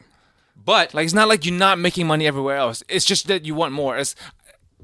Are they not making profit without China, or is China just adding a shit ton to their profit? I think they're adding a shit ton to their Right. profit. So well, I guarantee, but that money is part of their marketing campaign now. For sure. So, Yeah, so they're but for rolling sure. out expecting that. That's fair. Well, especially in these trying times, Bob. It's trying times. They're I unprecedented. spend less money. Don't market over there. Like Or keep marketing everywhere, but spend less on the budget. Don't put digital effects in 80%. Put Yeah. digital effects in 68%. it's like why the fuck are you trying to put movies on the market, and the reason why you have to do it is because they are censoring shit. Like that is the reason, right? They censor shit. That's why you have to cater to them. Why are you catering to their censorship? Money. Right. That's what have some fucking integrity. You're doing the wrong thing. You're not doing the fucking right thing. I agree. Nobody thinks you're doing the right thing by catering to censorship I agree. of a different country. I agree. Then, while we're staying on that, the Russo brothers may not do any more films for Marvel over the issues surrounding Black Widow. They say they might not direct another movie due to the lawsuit. The news comes by way of a new report from the Wall Street Journal that details the effects of Disney and Johansson's public fallout over the release. Due to the lawsuit and how it was released, the Russo brothers and Disney have reportedly hit an impasse in negotiations for their Marvel Cinematic Universe return. You know, I have a feeling that's probably framed very vaguely. Oh, for sure. Because it just like, it isn't like that lawsuit came out of nowhere. There had been conversations. They had to expect it. Yeah, I mean, and it may have been hey, listen, if we can't square this away, I'm going to send you some paperwork. But Kevin Feige has now come out. Who? I'm sorry, Feige. you're right. I mispronounced Feige? that. Kevin Finagle Feigenbaum. has come out and said that he is embarrassed with how they did her. So like, there's definitely, and if this was like Screen Rant or Got You Covered, one of those. Comicbooks.com. But when it's from the Wall Street Journal, Yeah. I'm like, or whenever it's like Forbes, Wall Street Journal, or Vanity Fair, Right. Those are like the three big ones that I'm Vanity like, Fair? yeah. For some reason, they're like on it. I give it a little bit more credence. This sounds to me between the Russo brothers, between Kevin Ferrari, I believe is his name, and then the Black Widow stuff. Obviously, it's getting to a point with me where I'm like, okay, obviously, at the very least, there's smoke here, and when there's smoke, there's often fire. So, I mean, they didn't release Shang-Chi at the same time on streaming and no, theater. they did not. But I'm not sure if he's even contractually in the same space. No, I'm just saying, like, I mean, it's a choice, right? Both, like, Right. it was decided that Black Right. Widow will be released that way, and Right. it was decided that this movie is released this way. So somebody's making choices somewhere. You're right. Hawkeye trailer. Did you watch it? Anybody? I didn't know there was a Hawkeye trailer. Yeah, is that a movie? The TV show. Oh no. No, I'll watch it, though. I haven't. I'll watch it. I did not know it was out. I thought I did go to my trailers this week. No but worries. I missed that one. We'll watch it and talk about it next week. And then Injustice, the DC animated movie Injustice, based on the video game and the comic book that also went along with the video game, where basically the Joker kills Lois Lane and Lois Lane's unborn baby, and it creates The Injustice universe. an Injustice universe. I did watch some trailers you didn't mention, video game trailers. Okay. Wolverine? Well, that one, but first it was Spider-Man 2, which Oh, I haven't seen it. from Insomniac Games who made that. Nice. So it's yeah. Venom. People are talking about that It's shit. Venom's in it. Oh, nice. And then the Wolverine teaser, really. Yeah. Man, I tell you, if they do as good of a job with Wolverine as they did with X-Men or with Spider-Man, then geez, the sky's the limit. Agreed. I mean, like whoever did that awful, I say it's awful, I haven't played that Avengers game that was not well received. No, it's terrible. Yeah. It's being shot on still. Nobody plays it. I have it. I, just Well, haven't got it out of cellophane yet. You have it for PS4? Nope. I may borrow it from you. I may break it in for you. I have and I think that's it. We were able to get through it all. There you go. We'll discuss a bit more about the Hawkeye trailer, especially if you put it in your notes for next week. That'll help me remember to discuss it. But yeah, that's it. It was good to have you guys back. Feels good. It's been a long time. We can't fight forever. yeah. One of us. The thing is, one of us had to stay left, and neither one of us want to stay left. Yes. Well, for the listeners, it all started with having them switch seats so that Joe could look at Star Wars for a bit and Chris could look at DC for a bit. And I regret ever bringing it up. Changed my point of honestly. view on everything. I'm sorry. I totally forgot something from my Nerd Week. Even though it's literally the first thing on my notes. I watched the Bob Ross doc on Netflix. I heard it's great. Happy Accidents, Betrayal, and Greed. Yeah, that sounds so fucking scandalous, I bro. heard it's great. Have you guys seen the Burt's Bees documentary? Yes. Similar case. Almost exactly the same. I'm looking forward to checking it out. There's a lot of. I'm sad. Like I don't want to. You know, I always talk about it, but my buddy Brutus and Mario, Mario's father. They're both their fathers sold drugs together, and Bob Ross was one of their biggest customers. Wow. And they got pictures of them hanging out like with paraphernalia on the counter that you wouldn't expect to see. It's just gonna be like having that image, like don't think painted. if you're buying Bob Ross merch, don't think his family's getting any of the money. I'll just leave it at that. Oh fuck! That's what I'm saying. Like, dude, I want to watch, but it's gonna be a fucking heartbreaker. It's heartbreaking, but it's definitely worth watching, especially with that much of a pop culture icon she's become. Yeah. Sorry, that's a I guess bummer. I scrolled down so far. I do want to see it. It is on my radar. I want to see though. it. Like, it's just tentative for me because, like, I don't want to be hurt. One last thing. Yeah. What does one dinosaur say to the other when the shit's about to go down? I don't know. Let me read it so I don't mess it up. It's pretty good. Jurassic Times call for Jurassic measures. That's for you, Phil. I don't know where I get this shit from, but I love it. Yeah. I love it. With that being said, shout out to the Cool Table. If you listen to this podcast and have your own, as far as I'm concerned, you're part of the Cool Table as well. Leave us a 5-star review if you're listening. Please leave us a 5-star review for one. Please, if you want to send questions, send them to nerdrageradiomail@gmail.com. And so easy. Rolls right off the tongue. Yeah. Shout out to Phil, who does our notes and holds down our Twitter. Shout out to Raul, who holds down our Instagram. Shout out to Dante, who holds down our Facebook. Shout out to Chucky O from last week. And I have more guests in the pot because Joe has already pre-warned us that his schedule's a little bit complicated for flu season. I'm going to try to cycle through some different and interesting voices, try to keep it spicy. With that being said, Flappy Labius. Tasty taint. Tight dick player.